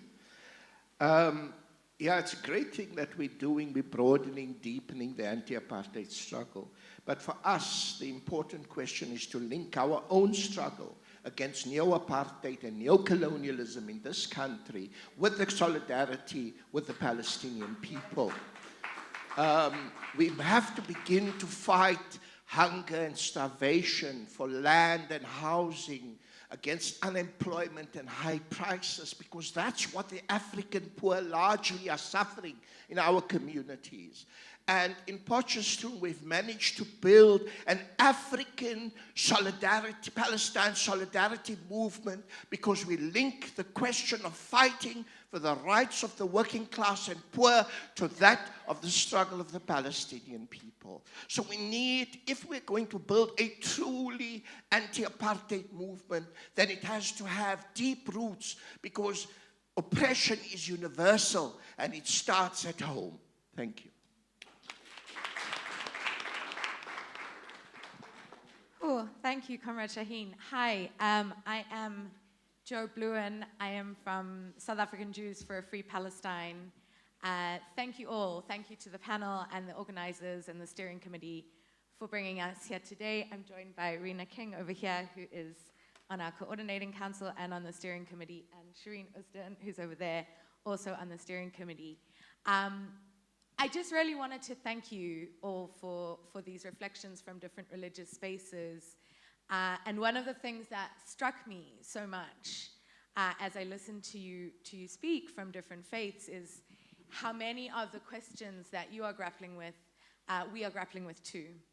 In different ways, in different reflections and refractions, but in very similar ways. And my comrade over there, sorry, about this idea of the Jew that has emerged through various iterations of fascism, including Nazism and Zionism, both of which are iterations of fascism, is so antithetical to anything that we understand to be what it means to be Jewish. So I am leading up to but just before I get there, I think this point that Comrade Shaheen and Comrade Seth have made before about how do we connect these struggles, right? How do we see this not as, people say, it's apartheid Israel, is it comparative? It's not comparative, it's continuous, right? So as much as the arms trade between apartheid South Africa and apartheid Israel sustained an apartheid regime in Palestine, so too do we see the circulations of capital, of arms, and the absolute depredation and subjugation of South African, predominantly black, working class people, queer people, women. And I think it's ultimately important to make these connections. In this spirit, if I may, just for a second, there's a principle that there are several principles, core values, you may call it, that we hold very dear at SAJFP. And as you can imagine, we have grown in numbers exponentially over the last while, and that also takes a lot of internal work. So we made the decision that we would have core values that even wherever you come on your journey away from Zionism, we agree to these core values. And one of them, just two of them I want to share. One of them is an obvious point that Judaism is not Zionism. The only people who think this are fascists. The Jewish people have been a diasporic people for millennia. Israel has existed since 1948. I don't want to over-evidence this. It's a fact. There's been an anarchic sense of space and time. And part of that is two things that I do want to share, I think, with reference to the conversations. Number one is that we take a position that is not non-violence, but anti-violence. And what we mean by that is that we understand, we support the resistance, and we understand that violence is encapsulated in regimes of domination, in regimes of settler-colonial militarism, in regimes of white supremacy, in regimes of fascism. And it is our duty as Jews to stand on the side of the oppressed in that context. And that is what we mean by anti-violence. A second point that I just want to make, sorry, Chair, if I may, I'll be quick, but is that one of our principles is called Doikheit. It's from a socialist Eastern European tradition, and it means here-ness. It means that we make our home where we are, and we work in coalition with our comrades towards liberation. And that expressly does not accept the idea of a homeland, and certainly not a homeland that is corrupting our religion in the name of this awful genocide, aggressive war, ongoing Nakba, afterlives of the Balfour Declaration. So I think I speak for many of us when I say we are here, we are Doikheit, we are here-ness, and we stand ready to stand in coalition in ways that are dedicated towards liberation, justice, and freedom for the most marginalized, both in South Africa, in Palestine, and in the world. Thank you. Thank you. Okay. Thank you. I see more hands. I'm also concerned about time. So I will take these 3 hands. Okay, 4 hands. 4 hands we've got. And then I'm going to give our panelists 2 minutes each to respond. So I'm going to start by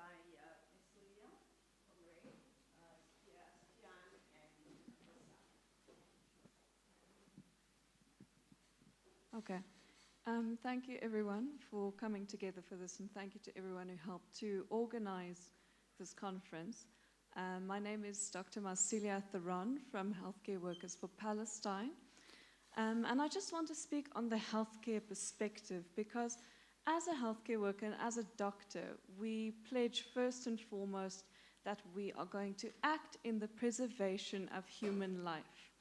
And that comes as a loyalty to humanity before any other loyalty or any other ideology can be taken into account.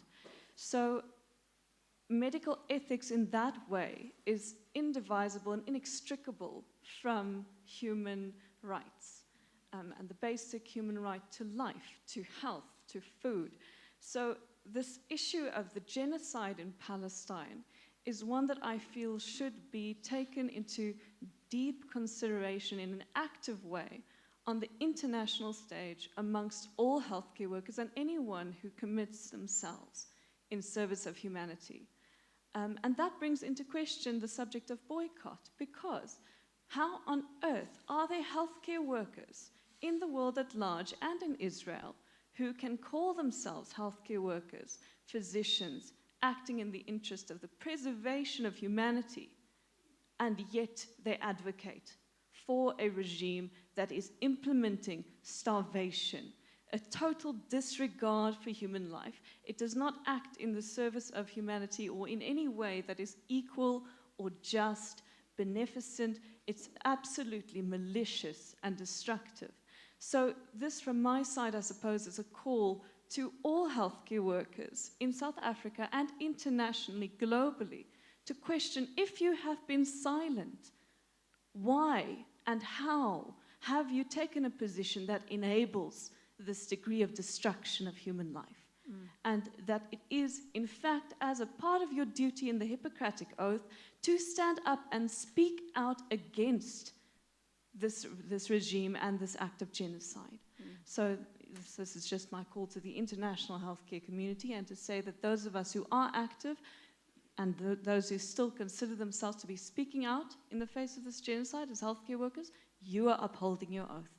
And those who do not, you are failing in your duties. Thank you. Thank you.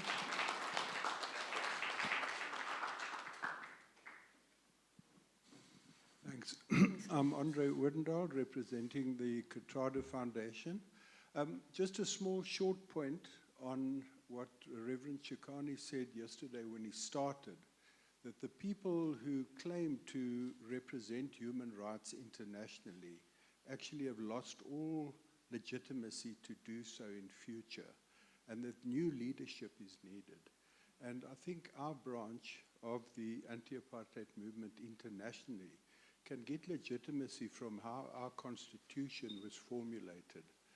I listened to Judge Moseneke give the Kade Asmal lecture the other day, and he went back to the 1970s when Kade Asmal was part of UN and international solidarity campaigns looking to rewrite international justice laws, which made fighting a liberation struggle a legal, internationally legal necessity. You know, it was recognized in international law. Also, at that time, talking about Palestine already. And to cut it short, South African constitution is unusual almost in the world in that it domesticates international law. We are obliged, as Roshan said, to implement the ICJ or the ICC recommendations now, because of that, our constitution came from that struggle against the old ways of conquest as legitimate, despite you know, the changing international law. We must look at a new way of articulating human rights, where South Africa says to people, we domesticate international law, we recognize it. And those countries that call themselves democracies can't do that if they talk about pluralism and all that, but don't look at multipolar worlds where everyone can live together, don't apply it internationally. I think it just could give us quite a strong point if we develop that argument in our campaigns. Thanks. Thank you so much.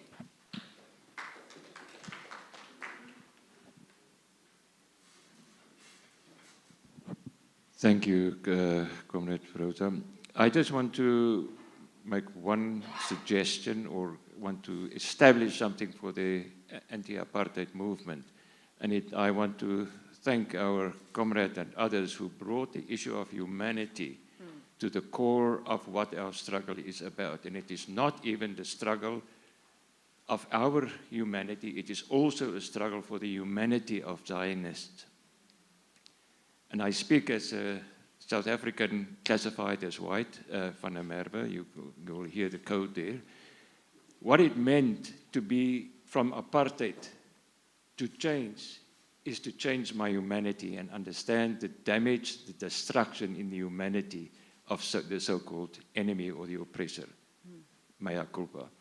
So I want to make sure that this part of our struggle and our activism and our strategies goes to this level of consciousness that Comrade Zahir, sorry for your name, is about the philosophical, theological, spiritual, not as one of our programs, but if I can use a computer term, as their motherboard. Interesting.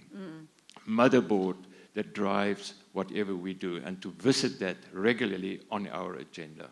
Thanks, Comrade Stian. And then Comrade this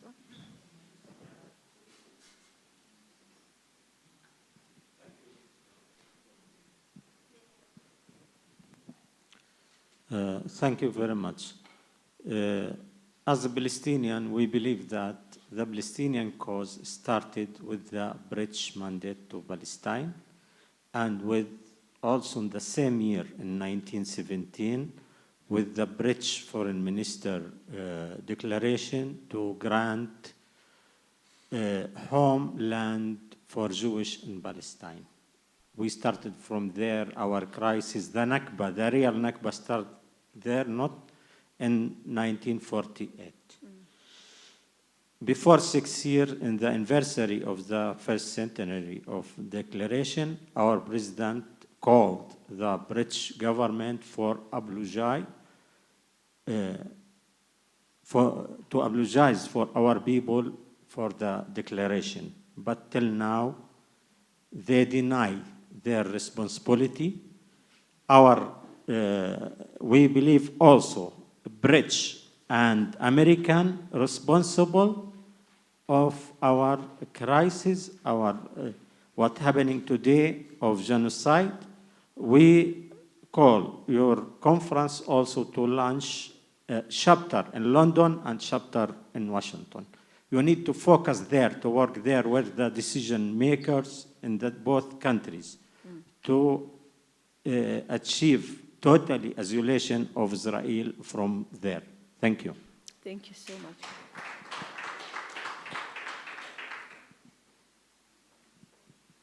Thank you so much. I think these were really brilliant inputs, and the anti-apartheid movement leadership needs to take all of these inputs and make sure that we build it into the fabric of the movement. But nevertheless, I'm going to give the panelists all 2 minutes, not just to respond, because I think a lot of it was inputs and not so much questions, but just to respond and close out the session. So I'm going to start with Comrade Sadia, and we can just go in that direction.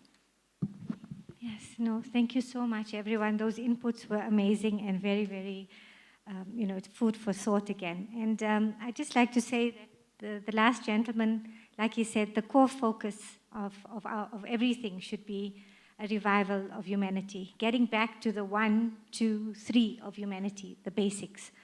And I think this whole thing gives us all a wonderful opportunity to go back and change. And where does change begin? It begins firstly from the self. We all need to go back and ask ourselves, how can I change? How can I be a better person, a more fairer, a more kinder, a more just human being? And this imperative, I think, is ingrained in all religions. I know in the Quran, and I want to read from the Holy Quran because I feel it's so important. Like, when you look at the Palestinians, you ask yourself, where do they get their strength? Where do they, allow themselves to just get up every morning, smile, and say, thank you, God, for everything? Where do they get it? And I just want to read from the Holy Quran, which is their inspiration, because you must know that they've, I think it was 15 years ago, they started something called the Quran Revolution, where they decided to embody the Quran in everything, in all aspects of their lives. And this is why today they've been groomed by the Quran to deal with this genocide on a faith level, and that's why they can survive after 1 year of genocide. I want to read from the Quran, Surah Shams. It's called the sun. And here God takes 11 oaths, and after the 11th oath he says, surely he is successful who purifies himself. And he says, by the sun in its morning brightness, and by the moon as it follows it, by the day as it displays the sun's glory, and by the night as it conceals it, by the sky and how he built it, and by the earth and how he spread it, by the soul and how he formed it, and inspired it to know rebellion and piety. The one who purifies his soul succeeds. So it all starts with self-purification, and then we move on. Once we purify ourselves, we need to ask ourselves at a community level, How are we being more fair? How are we being more just? How are we accommodating others around us in terms of job creation, in terms of social cohesion? How are we integrating different faiths and people that come into our land? And then again, we move on as a country. How are we being more fairer and more just? Are we changing our economic policies, our social policies, to be in line with what is actually fair and just and socially uplifting? And I think the challenge is a great challenge for humanity, and it all starts with the self. Thank you. Thanks. I think when we look at the thematic groups, I think that's something that I've taken from this discussion, that we need to come together not only to talk, but to act. And I think when we look through those headings, they come from a program of action. We can then see where each of us feels they can be most effective and where we can prioritize our campaigns to have the most impact. And the most impact in doing that is also for ourselves, because when we come together, when we act together, when we stand shoulder to shoulder in solidarity with people in Palestine, it's not charity, it's solidarity. It means that we are also acting in solidarity with ourselves. And so what Comrade Shaheen and Comrade Joe were saying from SAJFP and Potch for Palestine is very true, and it's something I think in the SABDS coalition, maybe we take it for granted in terms of our thinking, but that what we do in solidarity is also acting and enabling us to work towards a better future in South Africa, whether that's working in the communities as Shaheen is doing, whether it's raising up issues within different faith groups, whatever field or area we're working in, whether it's healthcare workers and, you know, relating that to the oath around humanity. I think that is the objective that we are looking to achieve when we act in solidarity. And Palestine is a litmus test. The genocide that's taking place there has been a turning point, I think, in people rediscovering their common humanity.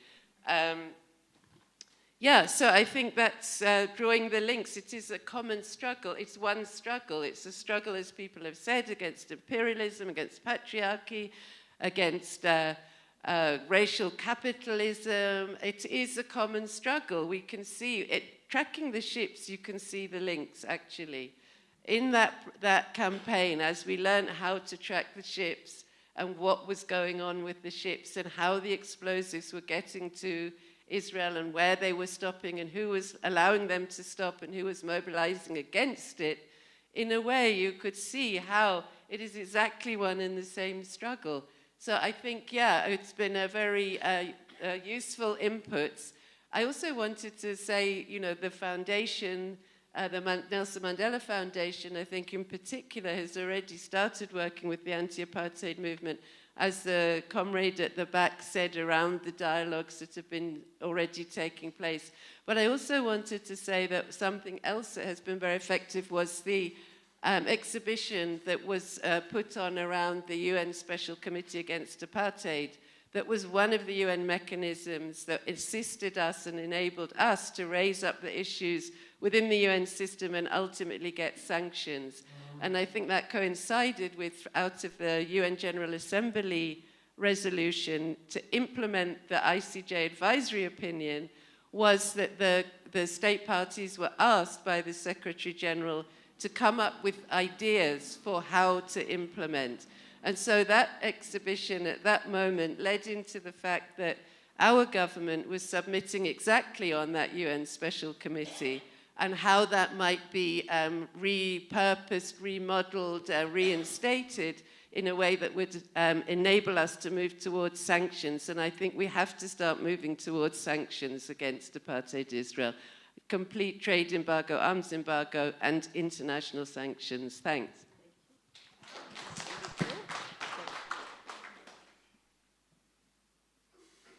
Thank you. 1, 2. Is this thing working? Okay, it's my voice that's a problem. I'm not a rapper, so I struggle to carry the mic like this. For me, that whole story of upholding the highest ethical standards is a cornerstone. I recall some years ago, 2006, in Cape Town, on the podium, one of the speakers that I shared the panel like this was a leader of Hamas in the Politburo. I won't mention his name. And I said to him, we do need to have a closed session, comrades to comrades, and talk about the ethics of armed struggle.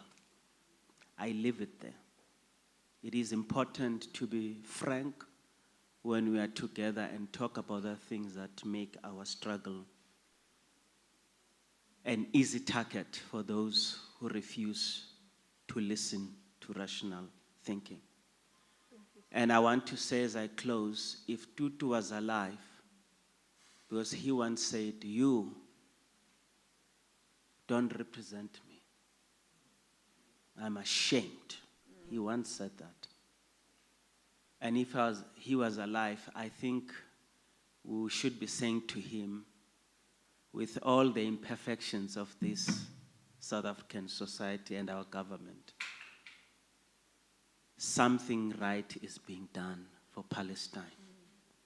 And if we can all make sure that we do not lose our collective responsibility as South African citizens to elect responsible leaders and hold them accountable, we might lose the battle where it matters at that high level. Thank you.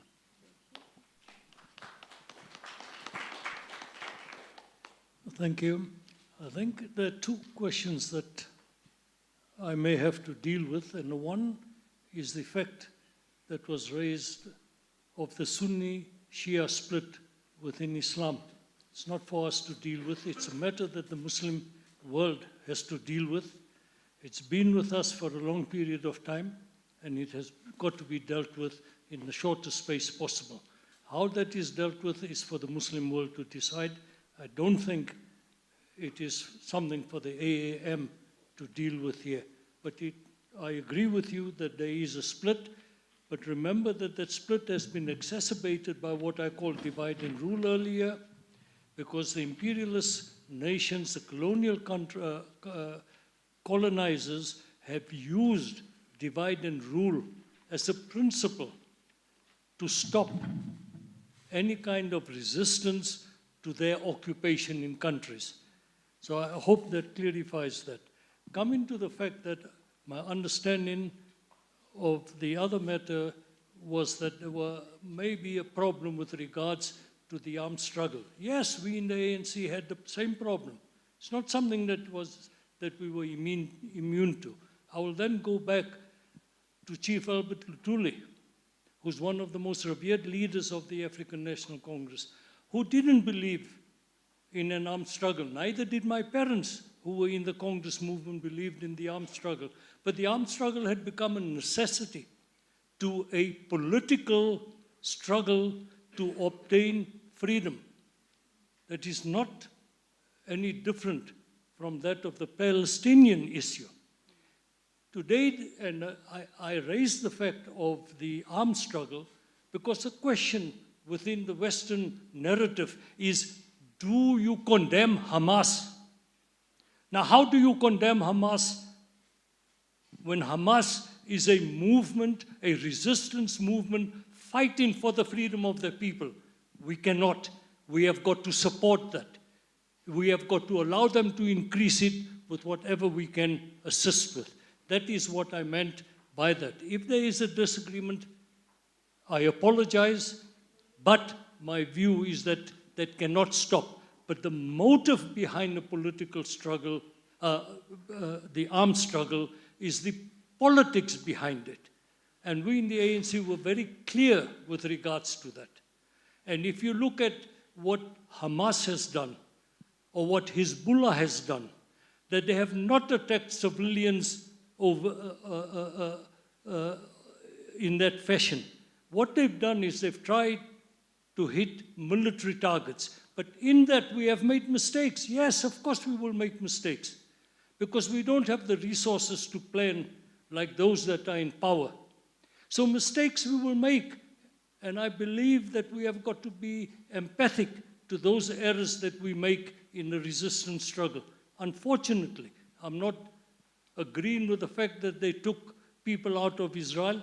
But then one has got to compare what they have done with that to what the so-called Zionist Israel has done with taking over 10,500 people out of Palestinian territories, have tortured them, have raped them, have killed them. And that also goes for the health workers, because they've bombed the health workers. They have deliberately killed health workers, both in Palestine and in Lebanon. So when I look at those aspects of a struggle, I've got to then say that if there is an armed struggle, I'm sorry, although I don't agree with war, we should support it, because it is called for that. Thank you.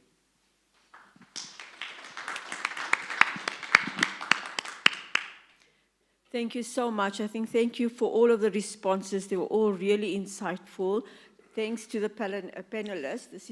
It's been really good. We all need to reflect on it, and I think the leadership has taken all the notes. Let's pull the anti-apartheid movement together so that we can make it a strong movement in South Africa and connect it to all the solidarity movements across the globe. So now we're going to have a short break, 15 minutes. Yeah? 10 minutes, okay, 10 minutes. There's tea, there's coffee here, so it will be a 10-minute break. Remember, there will still be lunch, so this is just a stretch your leg kind of break, and we come back to discuss the thematic groups that Comrade Roshan was referring to, as well as the Constitution, okay, which are two important parts of today. Thank you, everyone.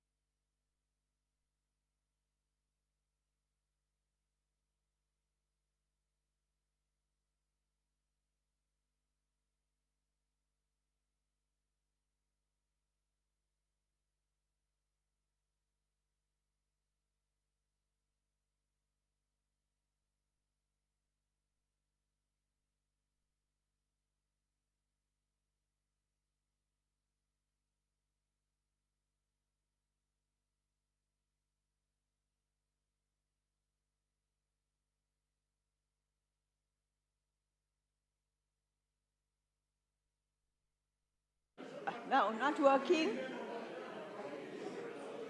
Hello? Thank you. Can everybody please take their seats with their coffee so that we can proceed?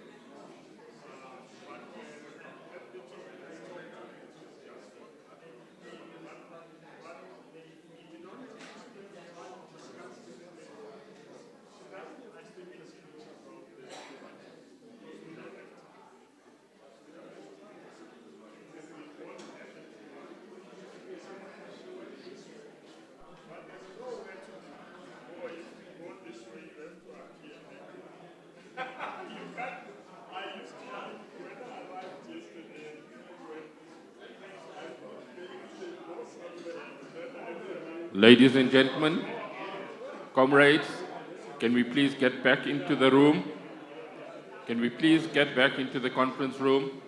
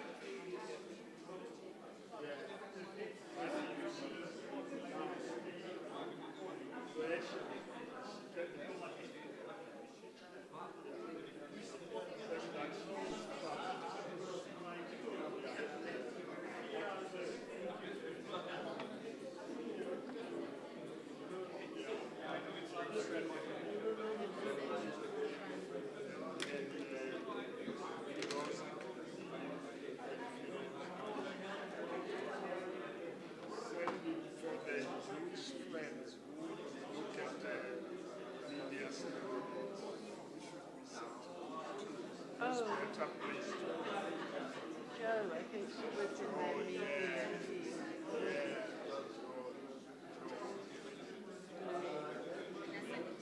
Okay. Yeah. We want to agree on the statement by March. Talani is helping us. He's done the first round. Okay. But we must all look at during lunch, we must finalize.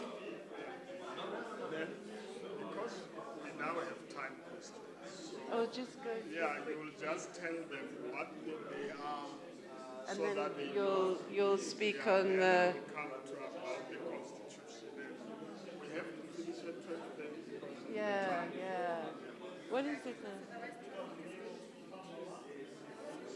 True, it's Friday. No, for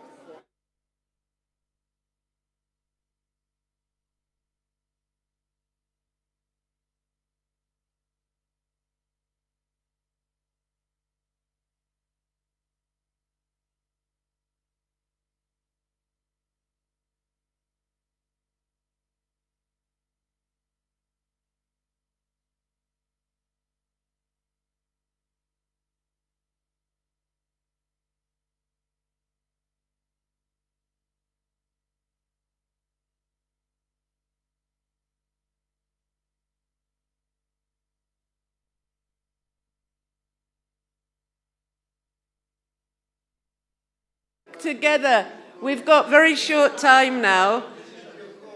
Comrades, order, order. Comrades, comrades, from the river to the sea, from the river to the sea. Amandla, thank you, comrades, thank you. We're really quite pressed for time now because, as you know, as part of launching, we didn't want to just sit here and talk. We wanted to include protests. And so, as you know, there'll be a protest at the US Embassy in Pretoria starting at 2 o'clock, and also a protest in Sandton at the US Consulate. Why? Because the US could literally stop the genocide tomorrow. And yesterday it was reported that Biden had sent another $68 million, had agreed another $68 million of military aid to Israel. So that, comrades, is why we are particularly targeting the US Embassy and Consulate today. But very quickly, just to finalize the issues around really getting organized around the anti-apartheid movement. So, as you know, there was a declaration that was drawn up in the conference, the global conference in May. It was approved by the conference. Following that, a program of action was developed out of that declaration. And now we've moved towards working on thematic working groups. And these working groups take the themes of the program of action so that we ensure it's action-oriented. Oh, it is up on the screen. So the first one, stop arming the genocide, exactly what I just mentioned, and particularly, as I mentioned earlier, ensuring that South Africa is not actually arming the genocide. So there's a lot of work to be done there. The second one is no trade with apartheid. Again, it's around a trade embargo around the issue of coal. We also export diamonds. There are many arguments around the beneficiation legislation we already have of our minerals that isn't really being implemented. So if we were stop sending, we export raw diamonds and we import polished diamonds back from Israel. So clearly we should be arguing for our own beneficiation legislation to be implemented, which is also job creating and upskilling for us here in South Africa. Again, the way arguing for boycott or trade sanctions is not detrimental to us, and it can help us to think of new ways to deal with our own issues of unemployment and so on. The third one, don't play with apartheid, the sports boycott. I think that's something we really need to focus more on, and getting South African representatives in these international sporting bodies, as well as SASCOC. They have been silent, all of them, up till now on the question of Palestine, even since the genocide, even since Israel was participating in the Olympics this year. We really need to do a lot of work there, and on individual sporting codes, because they're the ones that can champion the issue within the international bodies, within SASCOC and then the international bodies. The fourth one was stopping the scholasticide. Now, that is something that I think anyone who's involved in any way in education, whether it's schools or whether it's universities, should be involved in, because every single university in Gaza has been destroyed. We know what's been happening with the bombing and repeated bombing of schools, of UNRWA schools, where people are sheltering that have been made homeless through bombings, the complete devastation that's taking place there. And it was termed scholasticide by a Palestinian academic, and I think it's a very apt term, and we need to be looking at ways on university campuses, but also people involved in school education. There are campaigns that South African academics are linked up with around assisting rebuilding the educational infrastructure that are Palestinian-led, and I say that particularly because they are also concerned that there's going to be a rush of interest in rebuilding. It's already pops up every now and then. But when that's coming from the United States and when that's coming from privatized education establishments, it's often the case that what's called disaster capitalism, when there's some kind of a disaster, whether it's natural or whether in this case like it's a genocide, that creates an opportunity to undo systems of public provisions that were previously there. And so I think it's important to take the cue from Palestinians on that so that they are in charge of their own education system. Defending children's rights, very important. There are people who have already been looking at ways in which we can raise up the issue of children, also around the issues of the generational trauma and generational the devastation that's going to continue on the children that do survive a long way into the future. And children's rights, I mean, you know, the rights of children, you can see the right to just be a child, to be alive, let alone anything else, has been shattered. Ending the ecocide, and that's something that environmental organizations have taken up, because it's, again, about the long-term effects. Every single farmland, every single area, the amount of dust and rubble, they say it's going to take years to clear. But the toxicity of explosives, and there'll be unexploded munitions and so on for a long time to come, means that it's actually created an ecocide, the destruction to water, provision and so on. So I think that's something that environmental groups and the amazing Palestinians who are writing about ecocide and the effect not just in Gaza but also in a long-term way in the West Bank and 48 as well. Then number 8, confronting Zionist propaganda and promoting the Palestinian narrative. I think that's about educational work we need to do. It's about media work we need to do. It's also about, you know, those examples that I gave earlier where conferences come up and they appear to be very nice and all about peace and so on in the Middle East, but actually are below that promoting a Zionist narrative. So I think it's something that also actually the artists have been looking at how art can be used to counter the Zionist narrative and Zionist propaganda. So I think, you know, none of these headings are confined to just one type of activity. Punishing the Zionist project legally and diplomatically. Again, people are already looking at ways in which we can use domestic legislation and our Chapter 9 institutions taking cases of hate speech, of incitement against for instance, leading Zionists here that are making those kinds of statements.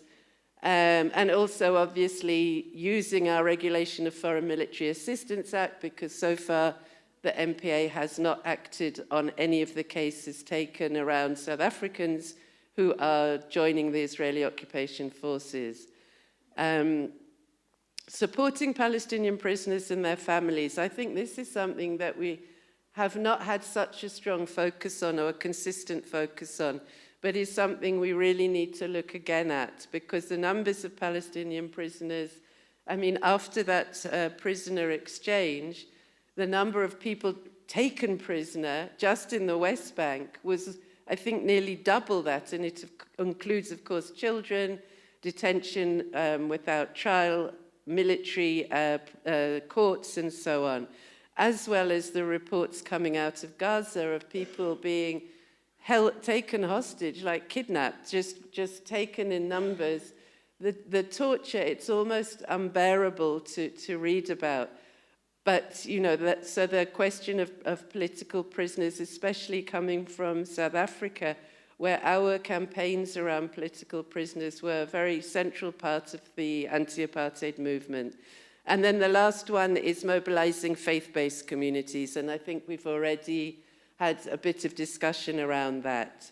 So I think we just need to start thinking in terms of action, in terms of where we have got campaigns, bringing them into the anti-apartheid movement, where people have passion or skills or expertise or ideas, focusing on certain areas so we can really come together and act collectively. Because if we just do all individually, it's not going to have an impact.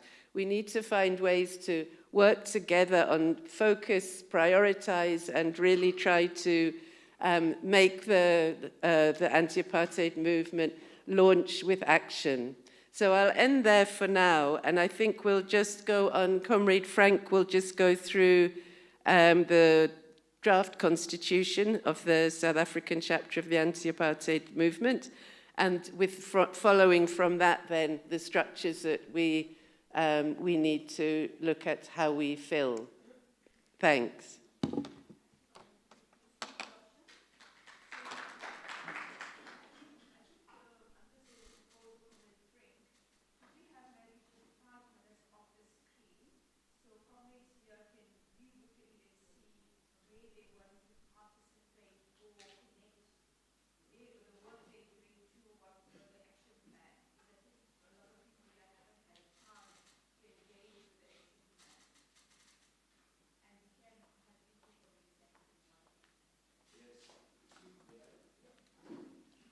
Yeah, comrades, what we send this document to all the organizations. If you haven't seen it, it's because the center of that organization has not passed it over.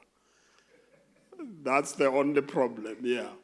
I think I'll come to you. We sent it quite early. Comrade Roshan, when was it? I think 2 months or so ago. And asked people to identify those who are specialized in each one of those areas in your constituency, including those who may be out of your constituency but you know are specialized in that area. Give us the names so that we can put them in the group where they can contribute best contribute.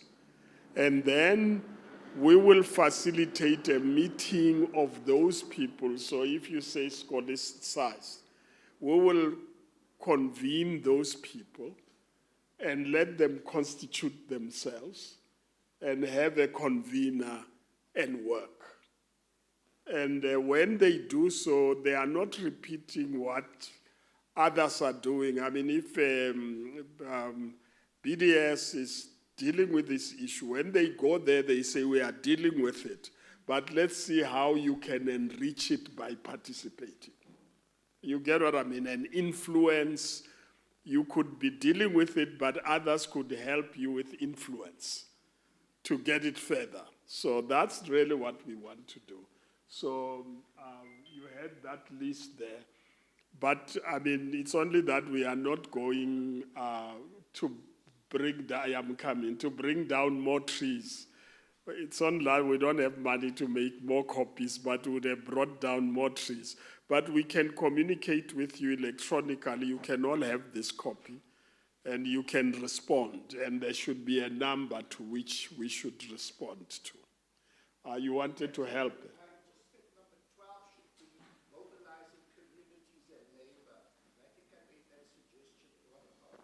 Yeah, the mobilizing communities and labor. You know, our comrade is fighting this thing about being elitist and leaving the people. And the people are the ones who would make a difference. So we should do that. I just want to say, Roshan, I struggled there with other people to say, if I just want to deal with support the Jewish conscientious objectors, Israeli, let's not say Jewish, Israeli conscientious objectors, and arrest those who go and help that apartheid army. If we can have a way of packaging that together, you know, we did conscientious objection ourselves here in South Africa. Okay, but because of time, I mean, if there's anything else, we can talk online. You know, technology has helped us a great deal. You want to add something?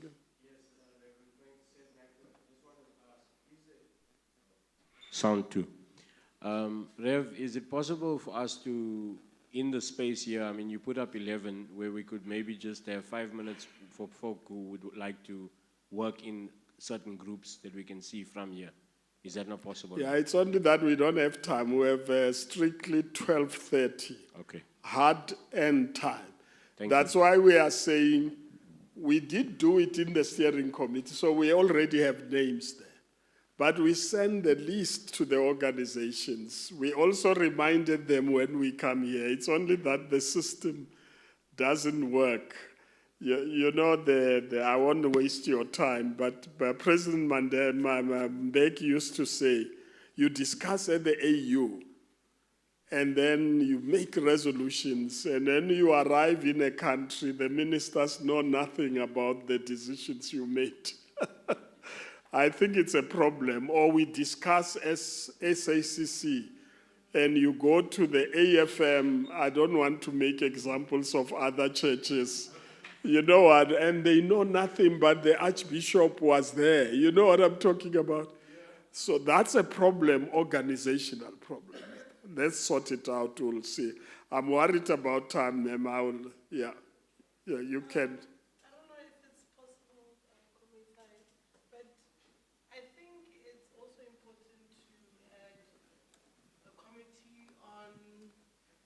Culture, heritage, archiving the Palestinian culture and narrative and story, because we are working with or against a system that's trying to erase, right? So I also feel that we need a Palestinian museum. I mean, I see people wearing some Palestinian dresses, some artifacts maybe people may have collected over their visits, that we can set up a museum. And it's important to also educate comrades in communities about the culture. So we've been saying that the genocide is not just the statistics, the numbers of people that have died, but it's human beings that belong to families, societies, communities, culture. So we need people to know about the Debka dance, about the ceramic making, the artisanship that Palestinians are known for. And yeah, so we need to have a committee on that, and I'd love to be a part of it. Can we ask, because of time, because I think those who packaged it thought they would have covered all that, but can we take note of it and task the new leadership to sort it out for us? We won't be able to sort it out here. I think that would be the best way to go for now. Comrades, we now have only 20 minutes. So when I say we have a hard end, we're going to change the organization. Yesterday, we didn't realize how far our lunch was. We only discovered as we were walking. So we decided with Comrade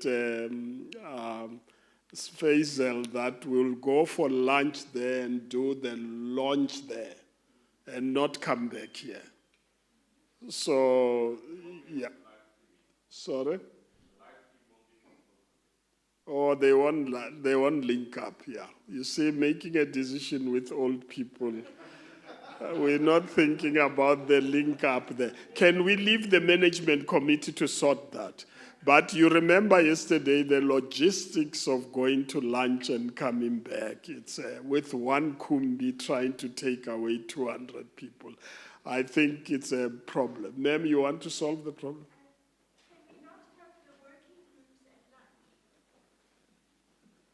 No, we're not doing any working groups now. We are finishing now.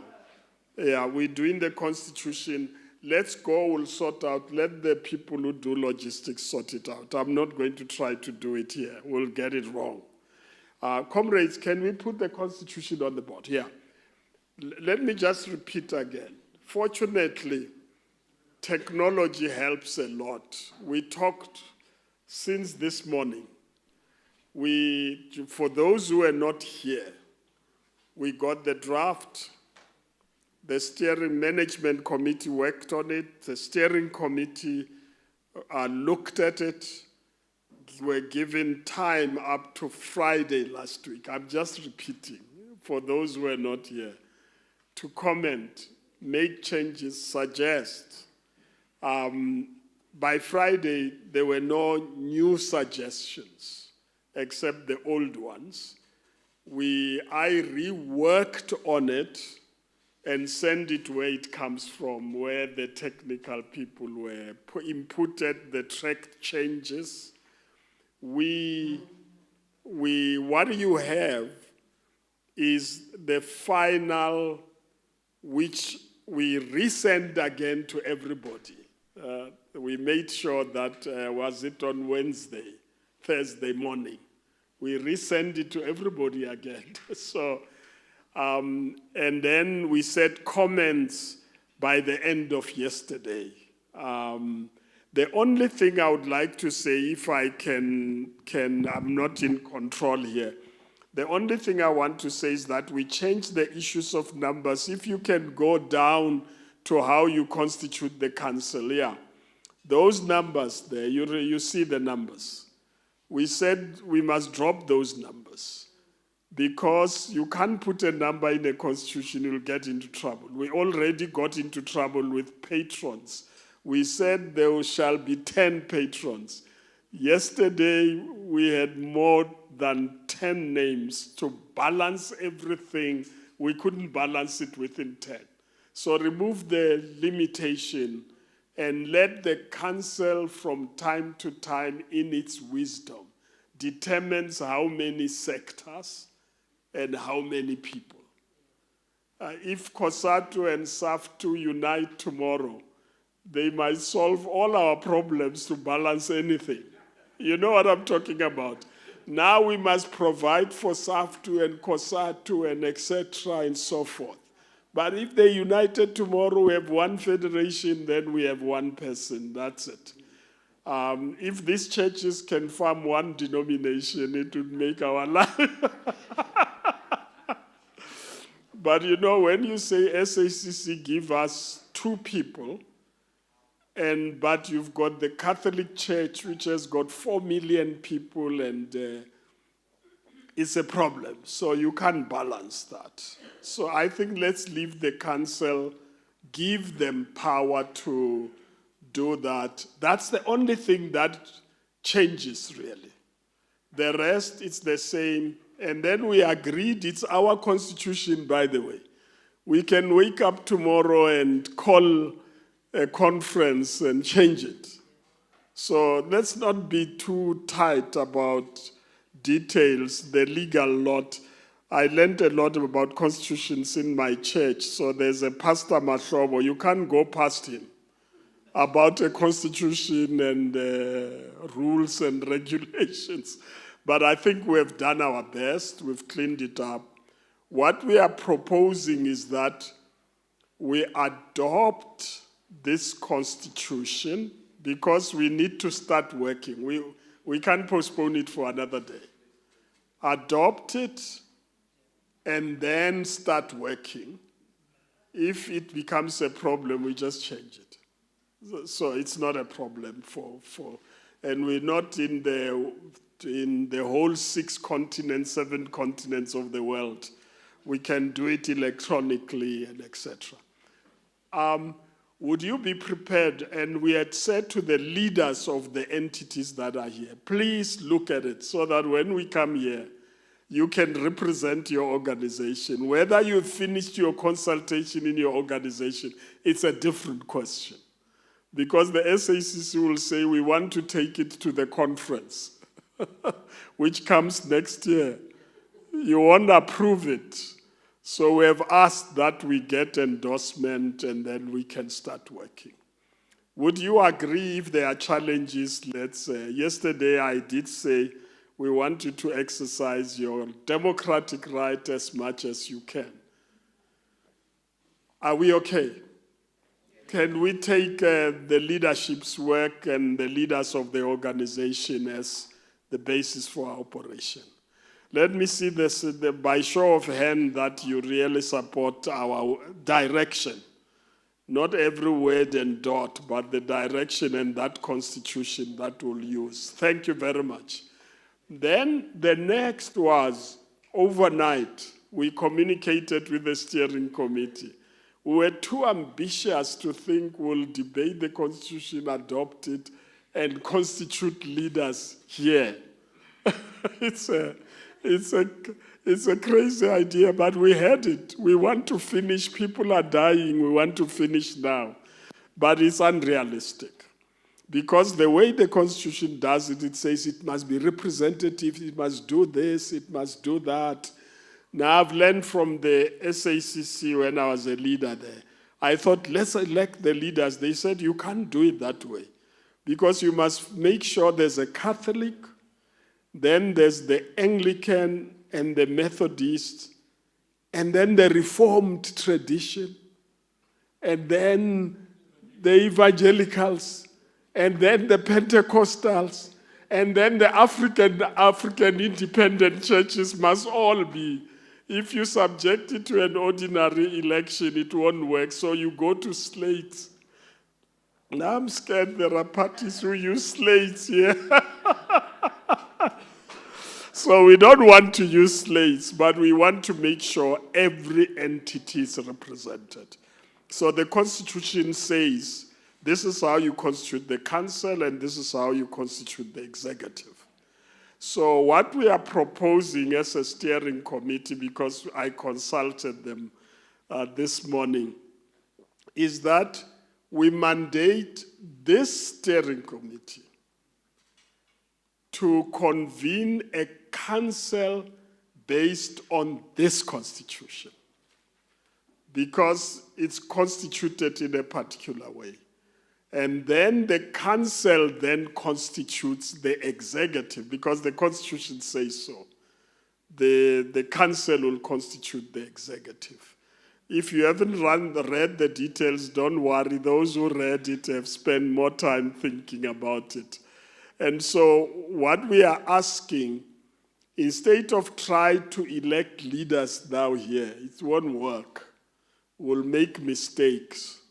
That we mandate the current steering committee to convene a council representative of the entities that are participating, and then do the finalization of leadership.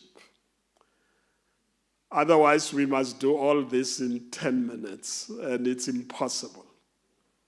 Would you agree on that approach? If there's we consulted again. I made sure, I woke up at 5 to make sure we get it amongst us as the steering committee. So if we mandated them, then between now and the Constitution, then it's responsible, the steering committee, but they mustn't overstay. Let's give them time. Within 3 months, it must be done. Can we say that? Or you want it shorter? 3 months. It's reasonable. Yeah, let's do it within. We don't want them to stay for 10 years and they don't want to constitute the council and remain in power forever. So, are we okay, comrades? I'm not seeing any hand that's opposed to that approach. Can we show by hands that we support that, so that I don't say L2 and then everybody, ma'am, you've got a question. Oh, sorry. Yeah. Yeah.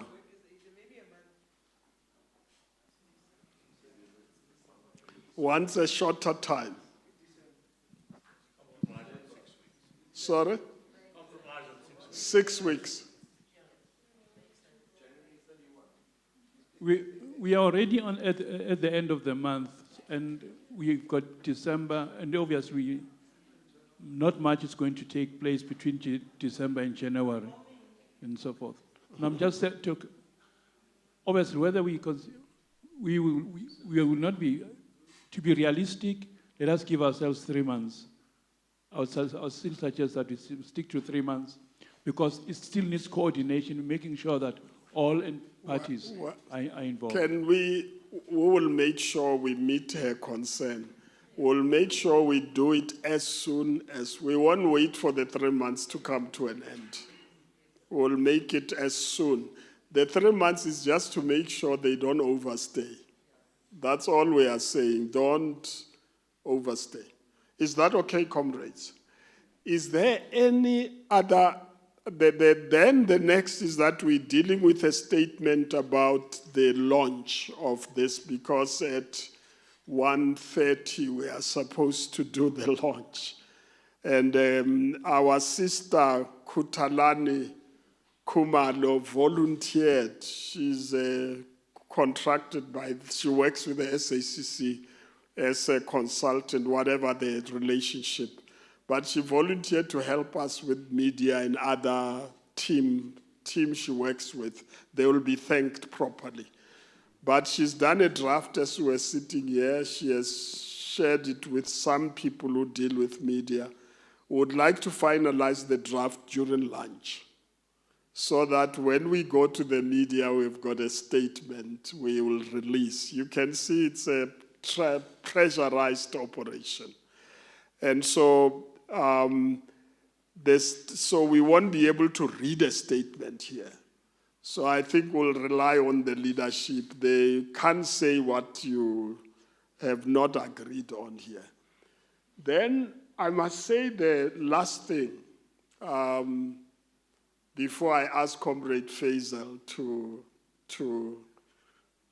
do vote of thanks. I must say the last thing. You know, this issue about mode of struggle, I dealt with it in the last conference. It always comes up in a big way, and it creates enormous difficulties. By yesterday, the dinner already, I had people saying, you know, we'll have a problem if the movement takes this direction. We'll have a problem if it does this. By the way, I must apologize. You know, when our sister Jo spoke, where are you, ma'am? I can't see you. You know, you are against light when my eyes are very terrible. But when she spoke, I actually realized in the interfaith group, we didn't have a Jewish speaker. It's a big mistake. I saw it sitting here. When she spoke, I knew we should actually have had. And I've learned a lot from the South African Jews for a free Palestine. Remember, we had a meeting. I still want another meeting. We agreed. There's a lot to learn. We don't know each other. We must admit we don't. When we should not pretend we do. So we need to interact, because they have got an approach that's completely different. But let me say, comrades, on this issue about violence, armed struggle, etc. You remember I had to speak about it at the end of the conference last time. And it has again come up, because it will come up. We are a broad movement. Let me restate it again the way I understand it. we are a movement to bring people together who are already engaged in the struggle, but using different methods. They are using different methods. But we are also trying to win people who are not here yet. So somebody said to me, if my brother Mandla Mandela had said he was going to come back, he is not here. He had something to do with the family. But he said to me, if you were trying to mobilize my church, somebody yesterday, and you came and said, start by Viva Hamas, the game is over, I've lost them. You get what I'm talking about? If you were going to mobilize. But if you are with me as an activist, we can have our Viva Hamas. You know what I'm talking about as activists? But if you want to mobilize people, you can't do it. And so the issue is, at the same time, you've got this propaganda that says only powerful people, the violence of powerful people is legitimate. The violence of the powerless is illegitimate. And when you try to argue that case, you look like you want violence. You get what I'm talking about. So I had to deal with it. I told you last time, I appeared in a hit list, and the hit squad was trained in Paris. They were given arms and given the list of people they must hit. I was there, Tutu was there. And this guy looked at the list and said, but I can't go and hit the reverend. When they trained me, they didn't tell me who I was going to hit. And he came straight to come and tell me, you are going to be hit on this day. Even if I withdrew, they will get somebody to do it. So then it's a long story, and he paid a price. His house went on fire. That man who came to save my life. Then comrades came and said, we're going to make you safe. We know the date. We're going to make you safe. Then I discovered these comrades have got AK-47s and all that stuff in my yard. I said, if they raid this house and find this, they will think we have got an ammunition, depot here. So you can't do it here. You can't bring this stuff here. They looked at me and said, Reverend, how did you think we should defend you and make you safe against those guys? That's why we came with our staff here. I said, hi, you can't have it. It's me. Hi, you can't have it here. They opened a few houses down the line, put their arms there. They only told me now. Put their arms there, and they were ready for these guys when they come to deal with them. What I'm saying is that then I wrote an article that says, I've just discovered that the powerful have got security that's legitimized to protect them. If you are Frank Chikane, you are in the struggle, you have no legitimacy to have somebody with a gun in your house. But if you are the government, you've got somebody with a gun in your house. And you are not violent if you are controlling power. So I'm trying to show you that this is a complex issue.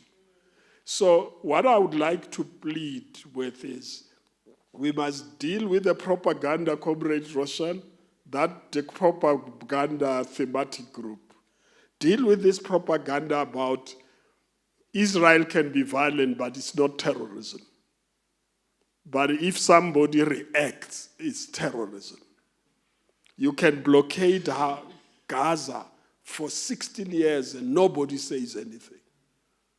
And they kill them. Nobody says anything. But they do something, it's violence, it's terrorism. I think that's really the issue. So we must deal with the violence of the powerful. But for our purposes, comrades, I just want to plead that we should accept that we are mobilizing people from pacifists to those who are ready to take arms. But we should not try to get the pacifists to be converted to take arms. I think that's all I'm pleading for, so that we can live together. Those who take up arms in any way do it underground. You'll get arrested if you tried it overboard. So if you do that, it's your choice. But let's not have Desmond. I was saying, if Desmond Tutu was sitting here and you started talking about the arms struggle, he would have said, no, you can't do that in my presence. So I think I'm just pleading that we manage this tension carefully. Lastly, I want to say again what happened that Saturday at the conference. Immediately, certain people appeared in the hall who were known to be in the armed resistance. Palestinian comrades left and caught the first plane out, because they said, if we are known to have been in the same room, we won't return to Ramallah, we'll be dead. So it has nothing to do with the debate about mode of struggle. It had to do with taking care of comrades who are vulnerable. So I just want to state that. So we're not silencing anybody. We're not saying anybody shouldn't express their views. But let's be strategic. If I'm in my church, I still have to convince. Just don't even start talking about violence. Just talk about the Bible, how you must support Palestinians. You know what I'm talking about. And I stop there. I don't go further. Because that's where they are, I must get them. But if I start by saying, hey, you must support Hamas, that's the end of the debate. And I've talked to Hamas comrades. I've met them. I meet everybody. Yeah, and we engage. And I say to them, you know, I'm not against you. You have chosen a mode of struggle, but there are certain limitations. Even when you've chosen that mode of struggle, there are ethical issues. You remember our struggle here about what you can do and what you can't do, you know, once you've chosen. I thought I must say it, comrades, because otherwise we'll lose other people who say, hey, I can't go into this forum. We want everybody here with all our different ways of thinking, but focus on how we support the Palestinians to be free. Is it okay? I don't want us to debate this issue. It will rise again. But because we are new, we have to live with it. But once we have started, we'll know which debate we can have in an open forum and how we manage it. Okay. I don't want us to debate, Chief, because we are out of the schedule.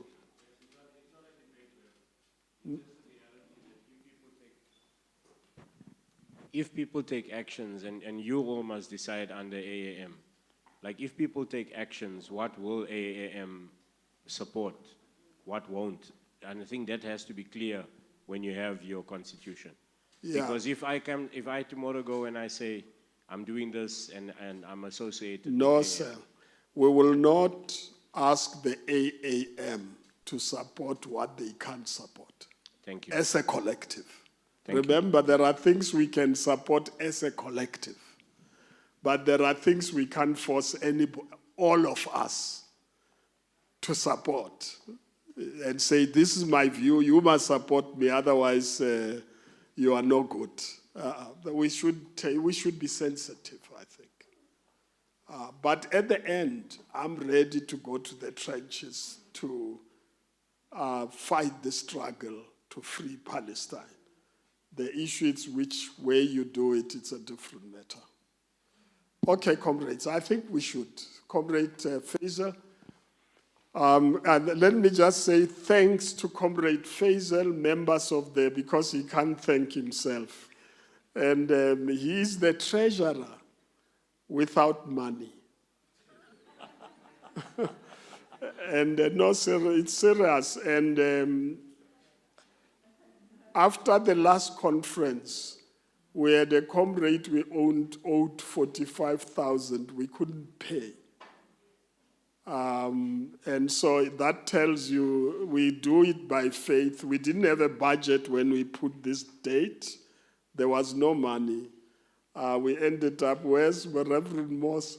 He's one of those I talked to everybody, and he went to his evangelical family and said, hey, I need money for this launch.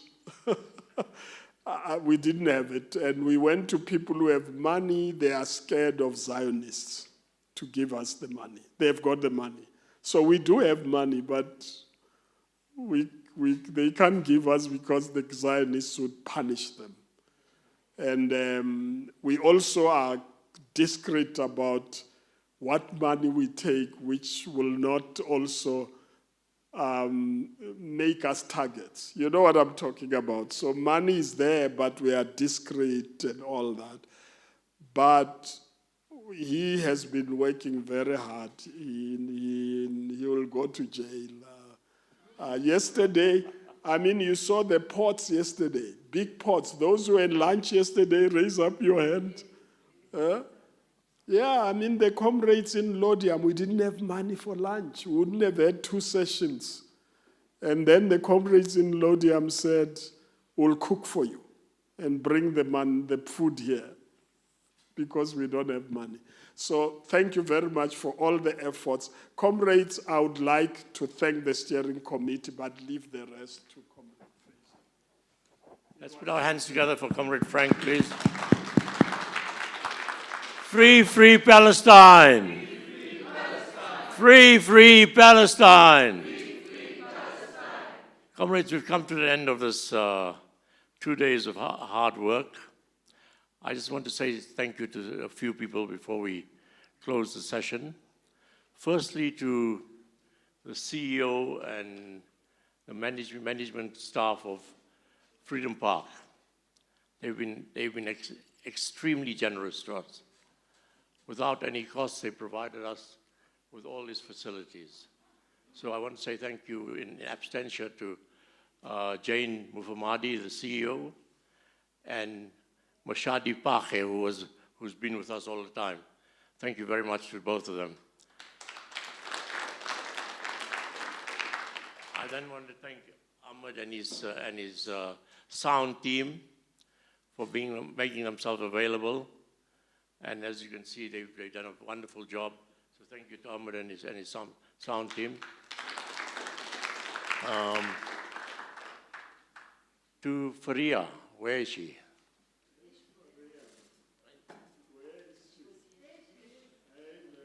Faria and her merry men of young people who are outside, the men and women who volunteer each time. Thank you to them for coming and volunteering again. And I must say, thank you to all the organizations who've come. Oh, thank you very much.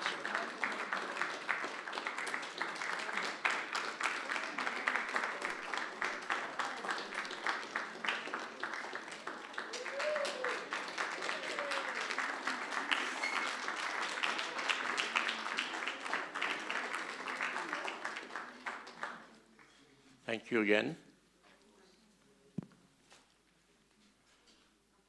Lastly, well, not lastly. Faria, where are you?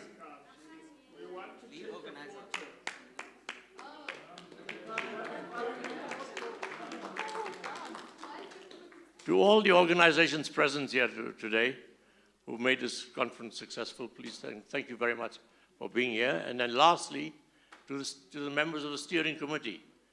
Of course, you've been given another 3 months' life, so please come to the front so that everybody can understand who you are.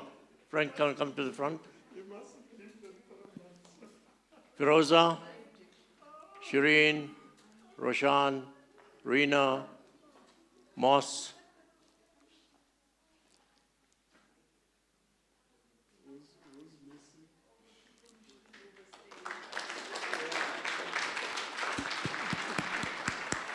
Thank you very much, everybody. Food is ready, so you have to make your way to the canteen again.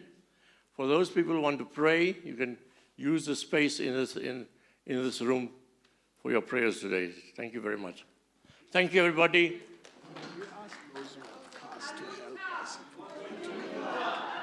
For those who have to come back, we won't come back with them. But who's going to come back, Frank? I mean, but is the media coming? Yeah, comrades, can we say, because we can't move the technical stuff here, we'll let the media come here in any way. So we won't come and reconstitute ourselves in a form of a conference. So I think we'll let the steering committee and leaders of the organizations, different organizations, to come back. And let's use our cars when we come back, because the Kumbi takes too long to bring people here. We'll see how we find parking. Thank you very much. Sorry, lastly, just remember that people are gathering at the American Embassy afterwards, so please go to the American Embassy. Thank you.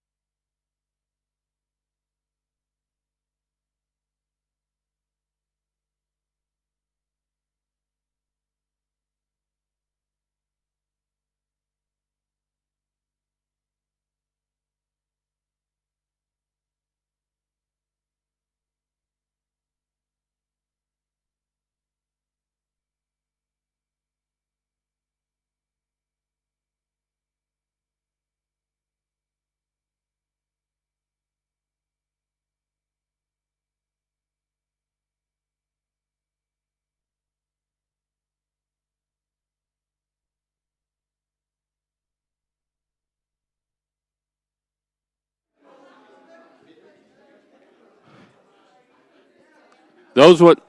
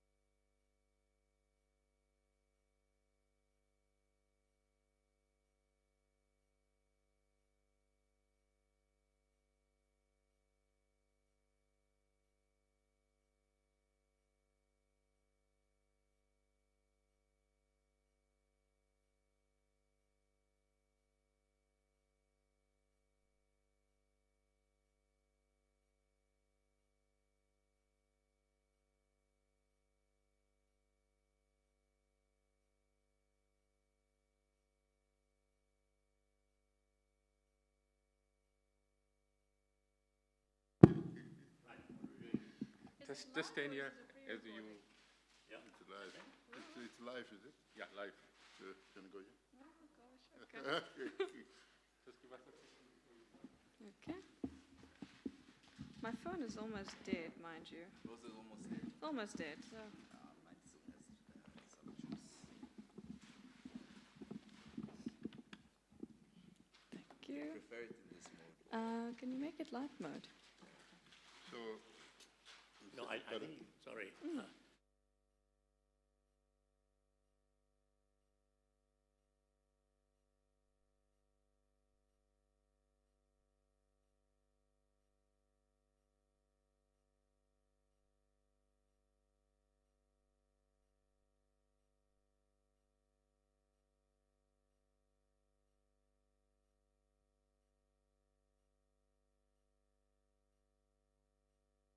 Okay. Good afternoon, comrades. My name is Lesego Masisi. I'm the member of the South African Anti-Apartheid Steering Committee. We are currently releasing a statement regarding the launch of the anti-apartheid movement here, situated here in Freedom Park.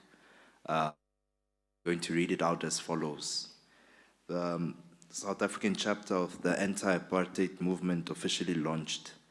A historic moment of great pride and commitment in the universal fight against racism, colonialism, exploitation, and dehumanization has been marked in South Africa as the local chapter of the South African anti-apartheid movement. And it was officially launched in Pretoria today, held over 2 days at Freedom Park in Pretoria.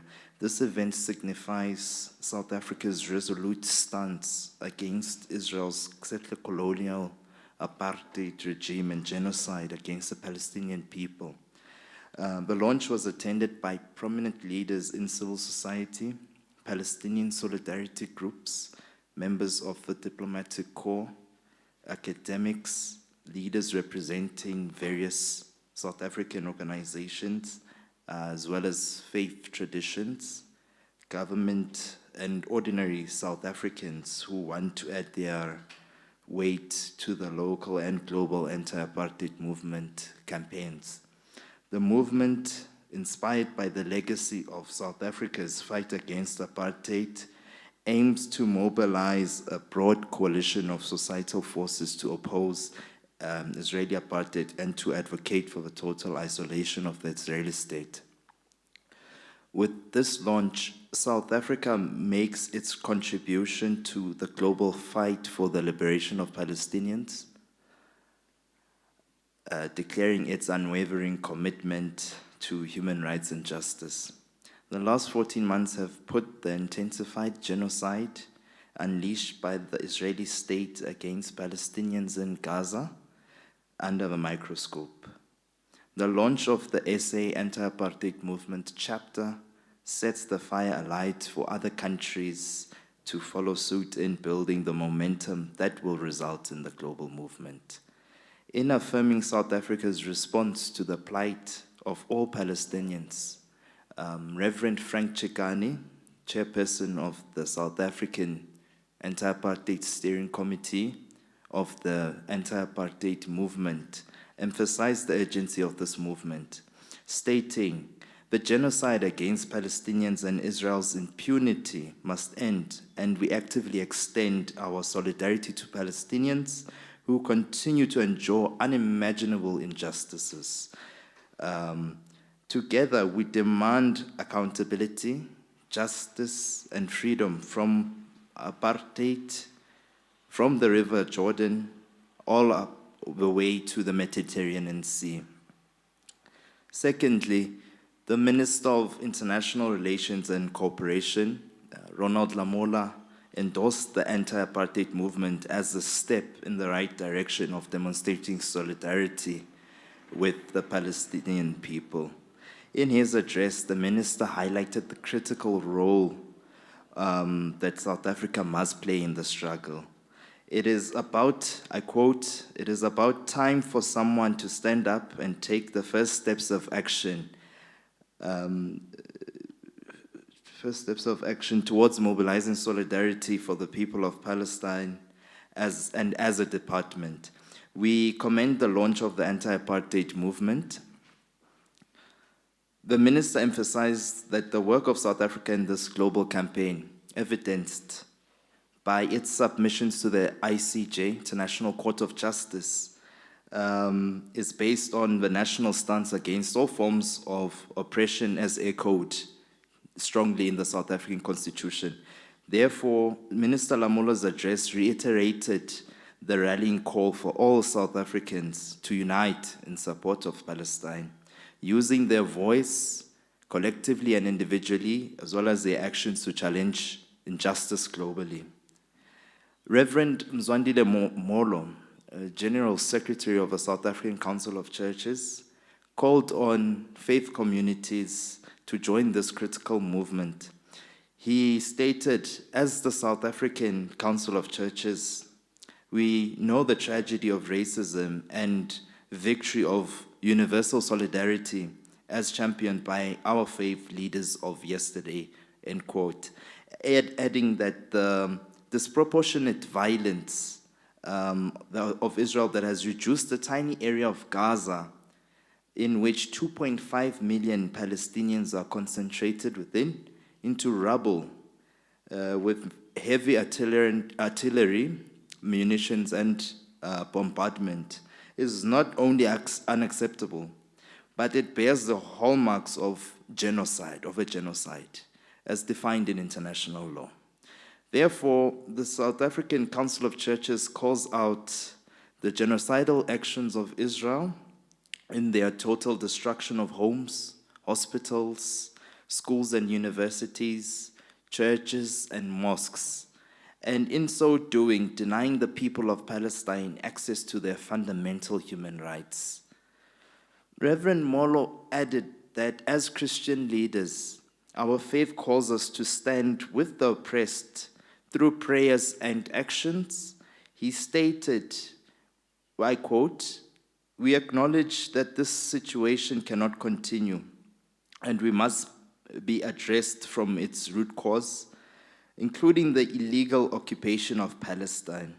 Therefore, the South African Council of Churches joins the multitude of voices to end the war in Palestine immediately," end quote. The launch included presentations from Palestinian leaders who emphasized the need for global support and that they were deeply appreciative of awareness as raised by the anti-apartheid movement. Ms. Nadia Habash from Jerusalem shared heartfelt gratitude to the people of South Africa, stating, I quote, "As a Palestinian, I carry the pain of my homeland in my heart every day. South Africa understands this pain. You, more than anyone, knows what it means to live under the shadow of apartheid. You know the indignity of segregation, the brutality of oppression, as well as the courage it takes to resist. Today, you honor us with your solidarity, showing that the same determination that dismantled apartheid in South Africa will also assist in dismantling apartheid in Palestine," end quote. Chief Zweli Velile Mandela lamented the destruction of Gaza at the hands of the Israeli government, noting that not even religious buildings, mosques and churches or hospitals have been spared from this violence.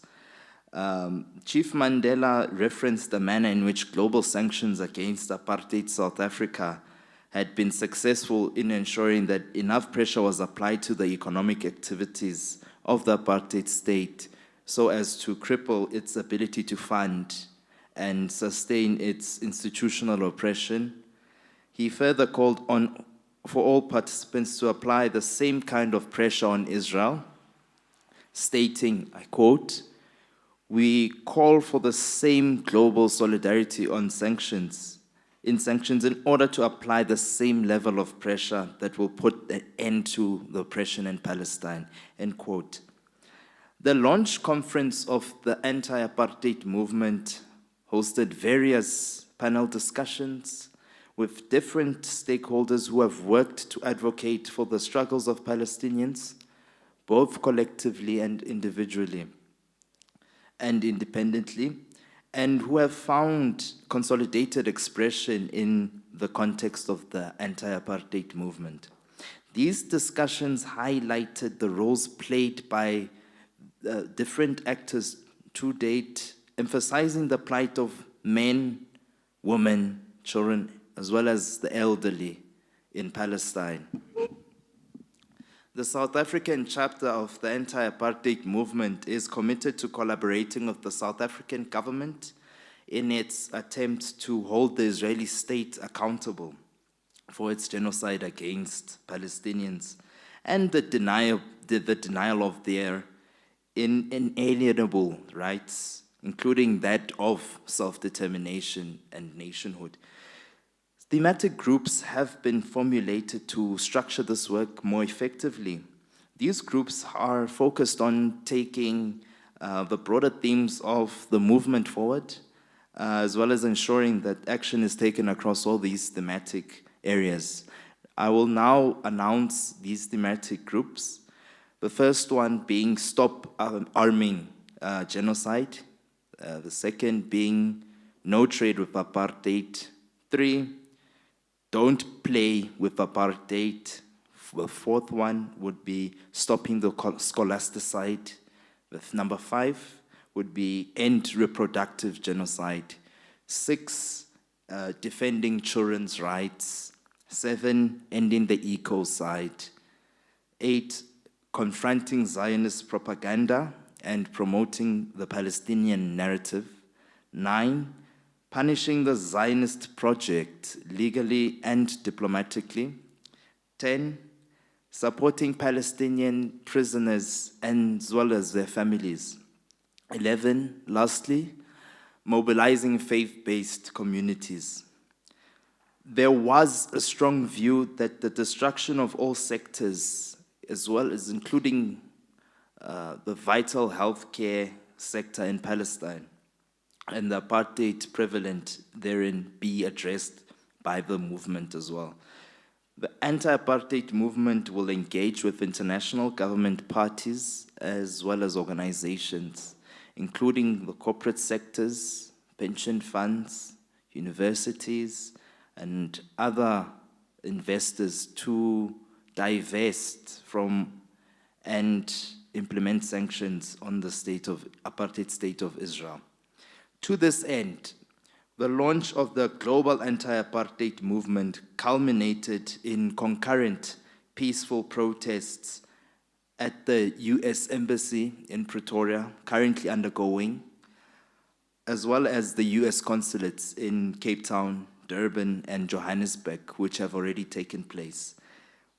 I quote, "We have mounted peaceful protests as a means of applying pressure to those governments whose actions support and fund the Israeli state's violent actions," end quote, concluded Reverend Chikani. I thank you. Amandla. Where to? Where to? Wonderful.